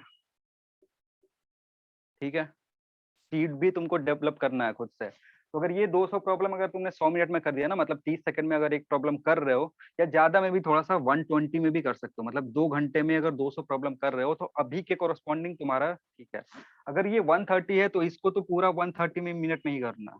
130 प्रॉब्लम कर रहे हो तो इसके लिए 130 मिनट तुमको चाहिए, लगेगा प्रॉपर 130, उससे 140 तक भी जा सकता है। फिजिक्स अगर कर रहे हो तो अभी के लिए 2 मिनट तुम रख सकते हो पर प्रॉब्लम, यानी अगर 70 प्रॉब्लम कर रहे हो तो तुमको करना है कितने में? 140 मिनट में। देख लो, अगर इसके अकॉर्डिंग तुमने प्लान कर लिया, सेट कर लिया, तब जा करके थोड़ा सा रेस में आओगे, नहीं तो अगर इस पे नहीं हो, इससे थोड़ा सा भी कम कर रहे हो, ऐसे ही बाहर हो रेस से। ठीक है, तो रिजल्ट का सारे लोग कब से वेट कर रहे थे कि अब थोड़ा सा इंप्रूव होगा, अब थोड़ा सा इंप्रूव होगा, लेकिन रिजल्ट जो जो भी बच्चे का रिजल्ट आ रहा है ना, वो थोड़ा सा डिग्रेड ही होते जा रहा है, पता नहीं क्यों। शायद घर पे बैठ के तुम लोग पढ़ाई नहीं कर रहे हो, हर सर टेस्ट में इसमें सबको। सर टाइम मैनेजमेंट प्रॉब्लम हो रहा है सर। लास्ट में बायोलॉजी से शुरू कर रहे हैं सर, फिर बायोलॉजी के बाद केमिस्ट्री कर रहे हैं, केमिस्ट्री के बाद फिजिक्स करेंगे सर। जब तक फिजिक्स में वो आए नहीं सर नहीं तब नहीं नहीं, तक वो अरे टाइम नहीं, वो खत्म। सेम एकदम एग्जैक्ट वही प्रोसेस फॉलो करना होता है जो तुम कर रहे हो, पहले बायोलॉजी फिर केमिस्ट्री फिर फिजिक्स, ऐसा ही करना होता है, कोई दिक्कत नहीं है। अब जो टाइम मैनेजमेंट तुम सीधे टेस्ट में कर रहे हो ना, वो नहीं करना होता है। टाइम मैनेजमेंट तुम सीधे कहाँ पहुंच जा रहे हो, टेस्ट में, और वहां पे मैनेज कर रहे हो, तो वो कभी नहीं होगा। टाइम मैनेजमेंट कब करना होता है, जैसे तुम एमटीजी का बुक कर रहे हो, मैंने बता दिया कि एक दिन में 200 सवाल करना है। वो जो 200 सवाल जो बच्चे हैं ना, 200 सवाल करते हैं 5 घंटे में, तो इतना टाइम थोड़े है तुम्हारे पास। क्योंकि जो जो टाइम है ना, जो स्पीड मेंटेन करके तुम घर पे करोगे, वही मेंटेन एग्जाम में भी होगा। वही स्पीड अप्रोक्सीमेटली एग्जाम में भी मेंटेन होता है, हल्का सा इंक्रीज होता है। तो अगर ये 205 घंटे में करोगे ना, तो वही उतना ही टाइम लगेगा तुम्हारे एग्जाम में भी। तो ये 200 तुमको कितनी देर में करना है? 120 मिनट में। तो ये स्टॉप वॉच लगा के कर करो, जैसे भी करो, एक सवाल पे ज्यादा देर टाइम वेस्ट नहीं करना, क्योंकि टाइम वेस्ट करने का मतलब है बहुत सारी चीजें छूटेंगी। जिस सवाल में डाउट हो रहा है, 4 मिनट से 3 मिनट से ज्यादा लग गया अगर इधर, उसको सर को फॉरवर्ड कर दो, सर एक्सप्लेन करेंगे। क्यों बैठ जाना, खुद रिसर्च करने लगते हैं बच्चे। इंटरनेट पे बैठ करके कुछ कुछ सर्च करोगे, फिर इंटरनेट से कहीं और डेविएट हो जाओगे, मत करो। सवाल अगर डाउट हो रहा है सीधे ग्रुप में डाल दो, किसी बच्चे को पता होगा वो बता देगा, नहीं तो सर बता देंगे। खुद से रिसर्च मत करो, ठीक है ना। ये 200 करने का कोशिश करो इतना देर में, ये जो 130 कर रहे हो कोशिश करो इतना देर में। इधर जो सवाल फंस रहा है ना, जो 2 मिनट से ज्यादा का टाइम ले रहा है एक्स्ट्रा, उसको छोड़ के आगे बढ़ जाओ। ये टेक्निक होता है, एग्जाम में भी यही यूज करना होता है, कि एग्जाम में जिस सवाल पे स्टक हो गए उसको छोड़ के आगे बढ़ गए, जैसे ही सवाल लगा कि 2 मिनट से ज्यादा का टाइम ले रहा है उसको छोड़ देते हैं। ठीक है, कॉम्पिटिटिव एग्जाम का सबसे एक महत्वपूर्ण चीज यही होता है कि जिस सवाल में स्टक कर रहे हैं, जिस सवाल में अगर फंस गया है उसको नहीं करना हो तो उसको छोड़ के निकल जाओ, क्योंकि वो 10-20 नंबर किसी और सवाल का खा जाएगा। और ऐसे सारे तुम लोग यही कर रहे हो कि किसी एक सवाल में फंस जाते हो, फिर फालतू का टाइम वेस्ट करते हो, बाकी फिजिक्स तक जाते जाते, केमिस्ट्री तक जाते जाते टाइम खत्म, फिर पूरा प्रॉब्लम ही नहीं पढ़ पाते हो। अभी जो तुम्हारा टेस्ट हो रहा है ना, अभी जो भी तुम्हारा कोचिंग का टेस्ट हो रहा है उसमें कोशिश करना है कि जो 180 प्रॉब्लम्स तुमको दिए जा रहे हैं, 90 फिजिक्स, सॉरी 90 के बायोलॉजी, 45 फिजिक्स और 45 केमिस्ट्री से, उसको कम से कम एक बार रीड कर लो। आधे बच्चे तो रीड ही नहीं कर पाते 180 सवाल। किसी का फिजिक्स का 20 छूट गया, किसी का केमिस्ट्री का 20 छूट गया, किसी का बायोलॉजी का 20 छूट गया, पढ़ ही नहीं पाते हो, क्योंकि टाइम मैनेजमेंट नहीं है तुम्हारा। टाइम मैनेजमेंट अब नहीं सीखोगे तो कब सीखोगे? अब 2 महीने बाद, 3 महीने बाद सीधे एग्जाम हो जाएगा। तो उसके लिए प्रेशर डेवलप करो जब प्रॉब्लम कर रहे हो मॉड्यूल से, तभी। अगर वैसा नहीं करोगे तो कभी टाइम मैनेजमेंट नहीं होगा, ऐसे ही चला जाएगा। तो ये सारी चीजें, इसका स्क्रीनशॉट ले सकते हो तुम्हारे मोबाइल पे सीधे, और इसको फॉलो करने का कोशिश करना। 1 मंथ के अंदर ये सारी चीजें डेवलप होनी चाहिए। इसका अगर तुम 80% भी अगर ये चीजें डेवलप कर ले रहे हो तो हो जाएगा इजीली। ठीक है ना? ऐसा नहीं है कि फिजिक्स तुमसे टफ पूछता है, बायोलॉजी टफ पूछता है, केमिस्ट्री टफ। वही जो सवाल पहले पूछा गया है उसी के अकॉर्डिंग अभी भी सवाल आएगा, कुछ नया नहीं पूछेगा तुमसे। नीट के स्टूडेंट को ऐसा नहीं है कि जेई एडवांस जैसे एकदम नया ही सवाल दे दिया, बच्चे लेटे जा रहे हैं। कुछ नया नहीं पूछता है, रिपीटेड क्वेश्चन पूछता है, हल्का सा चेंज करके। हो जाएगा, उसके लिए प्रैक्टिस की थोड़ा सा जरूरत है। और मार्क्स उन लोग का सही में बहुत खराब आ रहा है, पता नहीं क्यों। ठीक है ना? कोई 500 टच भी नहीं कर पा रहा है। और 500 कुछ नहीं है, अभी के जिस तरीके का पेपर आ रहा है उससे 500 450 कुछ नहीं मार्क्स है, क्योंकि बच्चे 600 620 ला करके आगे बैठे हुए हैं बहुत सारे स्टेट में। बंगाल में थोड़ा सा रिलैक्स है, क्योंकि उधर होम वाले कॉलेज अच्छे हैं। अगर बाहर के बिहार के बच्चों को पूछोगे ना तो 625 पे भी रैंक कॉलेज नहीं मिला। 625 मार्क्स ला करके भी बैठे हुए हैं। तो तुम्हारे लिए थोड़ा सा फायदा है तो उसका उठाओ यार, थोड़ा उसको अपने लिए फ्रूटफुल बनाओ और पढ़ाई करो यार अच्छे से, क्योंकि मार्क्स नहीं आ रहा है, किसी के नहीं आ रहे हैं। ठीक है? और डीमोटिवेट नहीं होना है यार, पढ़ते रहो पढ़ते रहो। ऐसे ही बहुत सारे लोग हैं जो डर जाते हैं कि नहीं हो पाएगा नहीं हो पाएगा। अब इतना दूर तक आ गए तो थोड़ा दूर और चल लो, थोड़ा दूर और मेहनत कर लो। ठीक है? आ रही बात समझ में? और इम्प्रूव करना है। 15 खाना वाना भी बनाना होता है क्या? यहाँ पे बहुत सारी लड़कियां भी, उनको खाना वाना बनाना होता है। मम्मी खाना बनवाती है क्या? हम्म? कोई बोलेगा ही नहीं। नहीं सर, बनाना नहीं तो आता सर। तो मम्मी जब खाना नहीं बनवाती हैं तो फिर टाइम बचता होगा ना पढ़ने के लिए बहुत सारा। या ऐसे तो नहीं है ना, घर पे बैठ जाते हो फिर मम्मी बोलती है चलो प्याज छिल दो, या फिर अ, ये आलू काट दो। ये सब में टाइम अभी थोड़ा सा बचा करके पढ़ाई वढ़ाई करा करो। 15-20 घंटे, 15 घंटे तो पढ़ने ही है। 15 घंटे से कम कोई भी पढ़ रहा है तो अपने से खुद से मान लेना, किसी को बताने की जरूरत नहीं है तुमको कि तुम्हारा नीट नहीं होगा। अगर 15 घंटे से कम अभी से पढ़ रहे हो तो खुद से मान लेना कि नीट में रैंक नहीं आएगा। तो मैं आज बता दे रहा हूँ तुमको, कोई भी अगर 15 घंटा से अभी के टाइम में पढ़ रहा है कम, बाकी के जो भी टाइम बचा है 15 घंटे से कम पढ़ रहे हो, तो फिर मैं ही अभी अभी तुम्हारा रिजल्ट बता दे रहा हूँ कि रैंक नहीं आएगा। तो आज से स्टार्ट कर दो 15 घंटे और पढ़ाई करा करो। बाकी जो बच रहा है घंटा उसमें सो या कुछ भी करो। सोना इंपॉर्टेंट है, 6 घंटे सोना है। बाकी जो टाइम बच रहा है उसमें जो करना है करो। 2-3 घंटे जो बच रहा है उसमें जो मस्ती करना है करो, लेकिन 15 घंटा टाइम रखो पढ़ने के लिए। ठीक है? नहीं तो फिर बाद में बच्चे बोलते हैं रैंक आने के बाद कि सर टीचर ने तो कुछ गाइड नहीं करा, टीचर ने कुछ बताया ही नहीं पढ़ने के बाद, या फिर टीचर ने पढ़ाया ही नहीं अच्छे से। तो अगर किसी भी इंस्टेंट पे अगर तुमको लग रहा होगा कि पीछे जो आपने पढ़ाया है वो आपने थोड़ा सा वीक पढ़ाया, मुझे समझ में नहीं आ रहा, अभी भी तुम्हारे पास टाइम है, वो टॉपिक चूज करो, टीचर से आकर के सीधे पूछ लो। ठीक है ना? अभी टाइम है, तो ऐसा नहीं है ना तुम चले गए हो। अगर कहीं भी पीछे का टॉपिक ऐसा तुमको लग रहा है कि जो तुम अच्छे से समझ नहीं पाए हो, फिजिक्स का हो, केमिस्ट्री का हो या बायोलॉजी का हो, वो उसी इंस्टेंट पे, मतलब जैसे ही तुमको उस टाइम पे पता चल रहा है उसको नोट कर लो वहीं पे, और अगले क्लास में पूछ दो एंड में कि सर ये जो टॉपिक आपने वहां पे पढ़ाया था उस टाइम मुझे समझ में नहीं आया था, अभी समझा दो आप। तो क्या पता उससे 4 नंबर का सवाल आ जाए, 4 नंबर तुम्हारा चला जाएगा वैसे ही। तो वो सारी चीजें थोड़ा सा पढ़ोगे तब पता चलेगा कि कौन सा तुम्हारा पोर्शन वीक है, या जो मैंने पढ़ाया वो तुमको समझ में नहीं आया। वो ऐसे ही हवा में उड़ के तुम्हारे दिमाग में नहीं आ जाएगा कि सर ये टॉपिक मेरा वीक है, वो पढ़ोगे तब पता चलेगा। अब पढ़ोगे ही नहीं तो बाद जब एग्जाम दे के आते हैं तब पता चलता है अच्छा ये सर ने तो बढ़िया से नहीं पढ़ा इसलिए शायद मेरे से नहीं बना। तो जब टाइम था तब पूछना चाहिए था ना, बाद में कंप्लेन करके ही क्या ही कर लोगे, क्योंकि तुम्हारा गया 1 साल, और 1 साल गया तो फिर अगले साल अगर देने का मन होगा तो देगा, और नहीं देने का मन होगा तो कहीं और ज्वाइन, कुछ और ज्वाइन करोगे प्राइवेट मेडिकल। ऐसे प्राइवेट बहुत ही महंगा है, तो आधे बच्चे तो वो वहां से कर नहीं पाते हैं। ठीक है, चलो एक सवाल करो फिर खत्म करते हैं। देखना in a tank in a tank in a tank 4 centimeter in a tank 4 centimeter in a tank 4 centimeter of thick layer of water in a tank 4 centimeter of thick layer of water thick layer of water is floating on thick layer of water is floating on 6 centimeter floating on 6 centimeter 6 centimeter thick layer of 6 centimeter thick layer of an organic compound 6 centimeter thick layer of an organic compound bracket में लिखना mu equals to 1.5। Organic compound के सामने bracket में लिखना है mu equals to 1.5।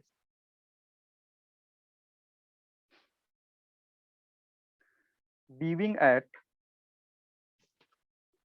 ये ऐसे दिया रहता है, viewing at normal incidence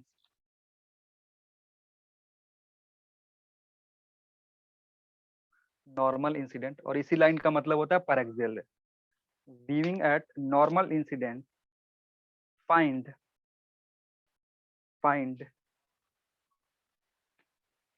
apparent depth find apparent depth find apparent depth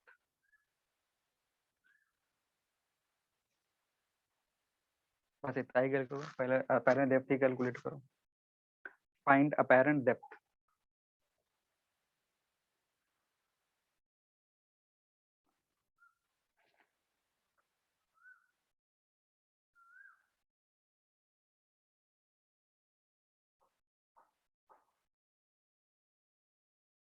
कितना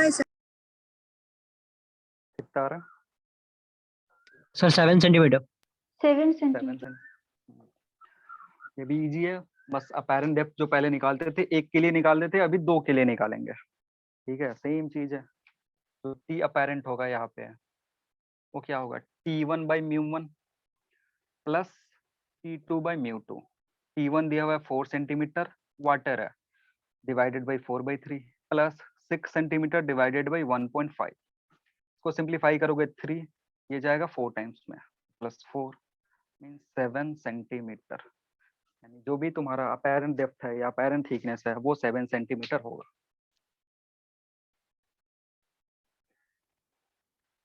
एक और करते हैं, हटा दे इसको।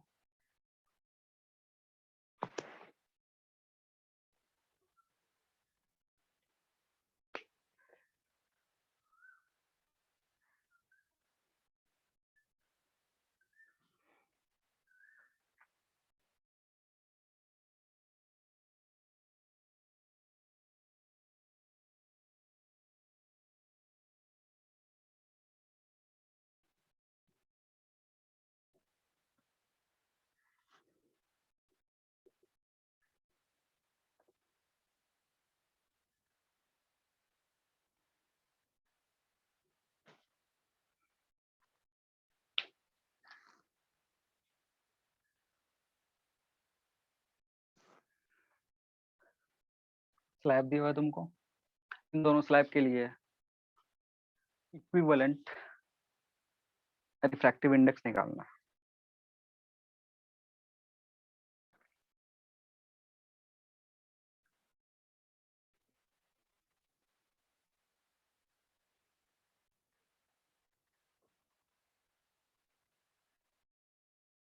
बोर्ड ब्लर नहीं हुआ है ना?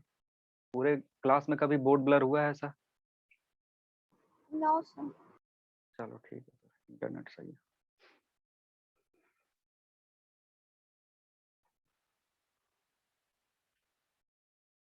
इसके लिए भी डायरेक्ट फॉर्मूला है, वही पुट करना। फॉर्मूला अगर याद होगा तो formula T1 plus T2 divided by T1 by μ1 plus T2 by μ2। तो T1 प्लस T2 करोगे आएगा 12.5, इसको सिंप्लीफाई करोगे तो ये 6 प्लस और कितना आएगा 3, यानी 12.5 डिवाइडेड बाई 9। इसको सिंप्लीफाई करोगे तो ये आएगा अप्रोक्सीमेटली 9914, तो 1.4 के आसपास अप्रोक्सीमेटली सॉल्व करोगे तो जो म्यू इक्विवेलेंट होगा वो 1.4 के आसपास आएगा। सर 1.5 आएगा। 1.5 आएगा, चलो 1.5 लिख दिया। 1.5 देख लो। नहीं सर 1.5 1.4 ही आएगा। अच्छा ठीक।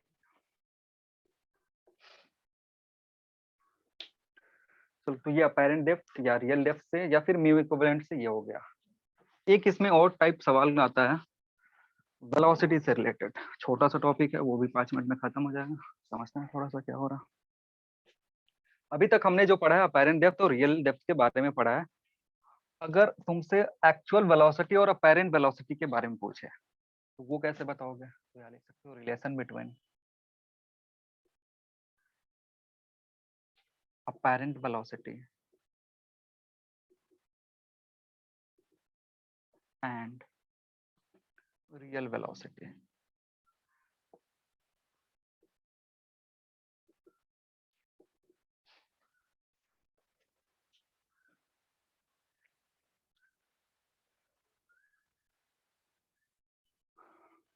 अब ये जो रिलेशन है ना ये बहुत ही सिंपल हो गया क्योंकि हमने पहले पढ़ चुके हैं relation between apparent depth and real depth. उसी रिलेशन को अगर एक बार डिफरेंशिएट करोगे, जो हमने पहले पढ़ा था ना, d apparent is equal to mu OBS divided by mu OBJ, ये किसके बराबर होता था? डी एक्चुअल के बराबर, ये पढ़ा है। तो जो ये इक्वेशन है इसमें अगर चेंज कर रहे हो, अगर पार्टिकल मूव कर रहा है, ऑब्जेक्ट मूव कर रहा है तो क्या चेंज होगा? एक्चुअल पोजीशन चेंज होगा, और अगर एक्चुअल पोजीशन चेंज हो रहा है तो ये अपेरेंट पोजीशन चेंज होगा। और इसी को टाइम के टर्म में अगर डिफरेंशिएट कर दो तो तुम्हें क्या मिल जाएगा? इसको टाइम के टर्म में डिफरेंशिएट करोगे तो अपेरेंट वेलोसिटी, इसको टाइम के टर्म में डिफरेंशिएट करोगे तो एक्चुअल वेलोसिटी। ये जो टर्म है ये कांस्टेंट है। तो रिलेशन सिंपल सा है कि जो v अपेरेंट है that will be equal to mu OBS divided by mu OBJ into v actual. बस काम खत्म, यही छोटा सा रिलेशन है। ठीक है, जैसे हमने ये निकाला था तो इसके लिए पूरा वो डेरिवेशन करने का जरूरत था, सोचने का जरूरत था, लेकिन इसके बारे में सोचने का जरूरत नहीं है क्योंकि अभी ये रिलेशन है, ये रिलेशन हमें वेलोसिटी के बारे में बता देगा जब इसको हम डिफरेंशिएट करेंगे टाइम के टर्म में। तो इसका डिफरेंशिएशन टाइम के रेस्पेक्ट में वेलोसिटी देगा, इसका डिफरेंशिएशन टाइम के टर्म में वेलोसिटी देगा, और ये तो कांस्टेंट है तो ये बाहर वैसे ही रहेगा। आ रही बात समझ में? यस। तो एक सवाल लिखेंगे इसके अकॉर्डिंग, लिखना a fish is rising, a fish is rising, a fish is rising vertically to the water surface, a fish is rising vertically to the water surface with a speed of 3 meter per second, with a speed of 3 meter per second, comma, observes with a speed of 3 meter per second, comma, observes a kingfisher observes a kingfisher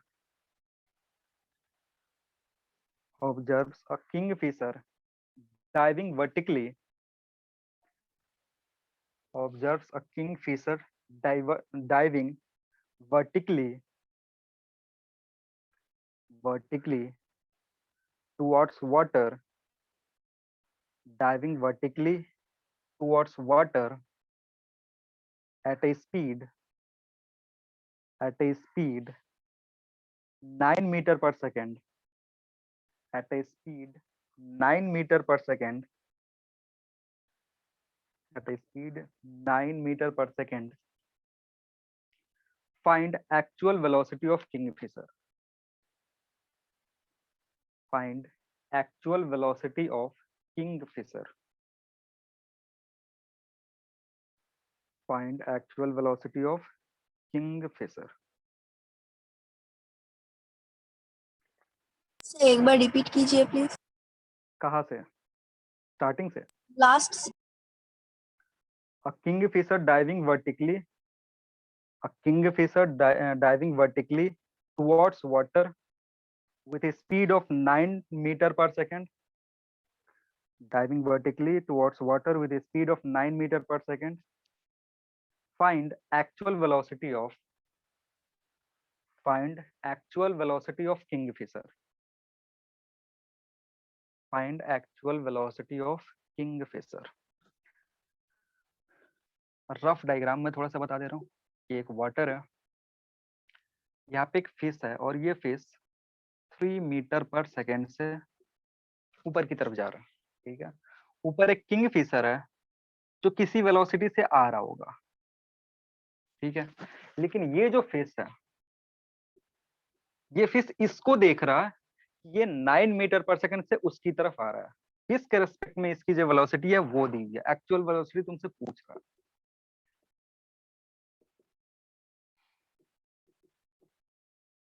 ठीक है. और तुम्हें यहाँ क्या दिया हुआ? V apparent with respect to fish, ये दिया हुआ 9 मीटर पर सेकंड. जो सवाल का रफ चीज है वो मैंने बता दिया. ये फिश 3 मीटर पर सेकंड से ऊपर की तरफ जा रहा था, किंगफिशर नीचे आ रहा था. सर 4.5. 4.5. गुड. और तुम्हें क्या दिया हुआ? Apparent velocity of kingfisher with respect to fish दिया हुआ 9 मीटर पर. 4.5 होगा.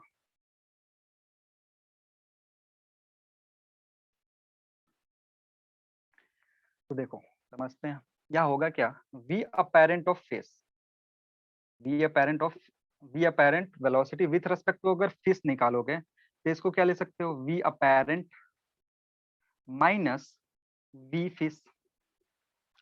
रिलेटिव लिखने का यही चीज होता है. apparent velocity with respect to phase is equal to apparent velocity minus velocity of phase. ये फॉर्मूला होता है apparent, जो हम रिलेटिव मोशन से पढ़ते आ रहे हैं. अब तुमको क्या क्या गिवन है देख लो. ये जो फिश है, ये जो किंगफिशर, ये नीचे की तरफ आ रहा है 9 मीटर से. ये फिश जो है वो 3 मीटर पर सेकंड से ऊपर की तरफ जा रहा है. तो अगर इसको पॉजिटिव लोगे तो इसको नेगेटिव लेना पड़ेगा. कंडीशन क्या है? दोनों का डायरेक्शन अलग अलग है. तो अगर इसको पॉजिटिव ले रहे हो तो इसको नेगेटिव लेना पड़ेगा. तो अगर ये वैल्यू यहाँ 9 रख रहे हो तो यहाँ से वी अपेरेंट तुमको आ जाएगा. वी अपेरेंट माइनस, अब फिर इसको प्लस रख दिए तो इसको क्या रखना पड़ेगा? माइनस रखना पड़ेगा. तो -3. अब यहाँ से तुमको क्या दिखेगा? यहाँ से सीधे तुमको दिखेगा वी अपेरेंट. और ये जो वी अपेरेंट है वो ग्राउंड के रिस्पेक्ट में है. ये सारी जो चीजें वी अपेरेंट हम पढ़ आएगा यहाँ से इस फॉर्मूले से, वो फॉर्मूला से जो वी अपेरेंट आएगा that will be with respect to ground या फिर कोई स्टेशनरी. तो इधर ले जा करके क्या करोगे? माइनस करोगे तो ये आएगा 6 मीटर पर सेकंड.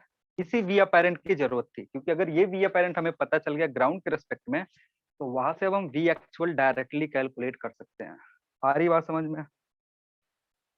सवाल में साफ साफ लिखा हुआ ना कि जो 9 मीटर है वो फिश के रेस्पेक्ट में. फिश देख रहा है कि किंगफिशर उसकी तरफ 9 मीटर से आ रहा है, लेकिन फिश भी तो 3 मीटर से ऊपर जा रहा है. तो फिर यहाँ रिलेटिव का कंसेप्ट यूज करना पड़ेगा. रिलेटिव का कंसेप्ट ये छोटा सा formula, v apparent with respect to fish, v apparent minus v fish, ये आएगा. यहाँ से 6 आ गया. तो जैसे ये 6 आ गया, अब तुम्हारे पास ज्यादा सोचना नहीं है, इधर लिख रहा हूँ फॉर्मूला क्या है, V apparent is equal to V actual divided by क्या होता है, बोलो, म्यू, ठीक है ना। या फिर यहाँ पे कंफ्यूजन होगा तो यहाँ पे ऐसे लिख सकते हो, object sorry observer divided by mu object, ये इंपॉर्टेंट है, V रियल या V एक्चुअल। अब समझते हैं ये फॉर्मूला मैंने क्यों लिखा हुआ, वही कंफ्यूजन दूर करने के लिए कि ऊपर आएगा कि नीचे आएगा। अब समझना यहाँ पे ऑब्जर्वर कौन है, यहाँ जो ऑब्जर्वर है वो कौन है, वो फिश है, ठीक है ना। जो भी ऑब्जर्वर है वो फिश है, ऑब्जेक्ट किंग फिशर है। तो जब यहाँ म्यू रखोगे तो वी अपैरेंट तो तुमने निकाल लिया 6, ठीक है। ऑब्जर्वर कहाँ है, ऑब्जर्वर वाटर में है, तो वाटर में जब रखोगे तो इसका 4/3 लिखेंगे, ठीक है ना। अब वो सीधे फॉर्मूला यूज कर दिया ना तुम, v apparent is equal to v actual by mu, तो गलत हो जाएगा क्योंकि यहाँ ऑब्जर्वर और पहले हम जो भी पढ़ रहे थे ऑब्जर्वर हम मीडियम में रखे थे, ऊपर वाले मीडियम में 1 मतलब जिसका रिफ्रैक्टिव इंडेक्स 1 था, यहाँ पे उल्टा हो गया, ऑब्जर्वर फिश है नीचे की तरफ है, इसलिए ये फॉर्मूला ज्यादा इंपॉर्टेंट है क्योंकि इससे कंफ्यूजन नहीं होता है कि 1 कौन है 2 कौन सा है। तो यहाँ से अगर लिखोगे तो ऑब्जर्वर का 4.3, ऑब्जेक्ट एयर में है तो 1 और वी एक्चुअल तुमको निकालना है, वी एक्चुअल जो आएगा वो 4.5 मीटर पर सेकंड है, मतलब जो किंग फिशर का स्पीड है वो 4.5 मीटर पर सेकंड है। क्लियर। तो ये वाला रिलेशन बहुत इंपॉर्टेंट है, इसको याद रखना है। V apparent is equal to mu observer, और ध्यान रखेंगे ऑब्जर्वर कौन है और ऑब्जेक्ट कौन है। इस सवाल में फिश ऑब्जर्वर है, ये ऑब्जेक्ट है, तो इसलिए उसके करस्पॉन्डिंग हमने पुट करा और इसको सिंप्लीफाई करने के बाद V एक्चुअल 4.5 मीटर पर सेकंड आएगा। क्लियर है, किसी को डाउट?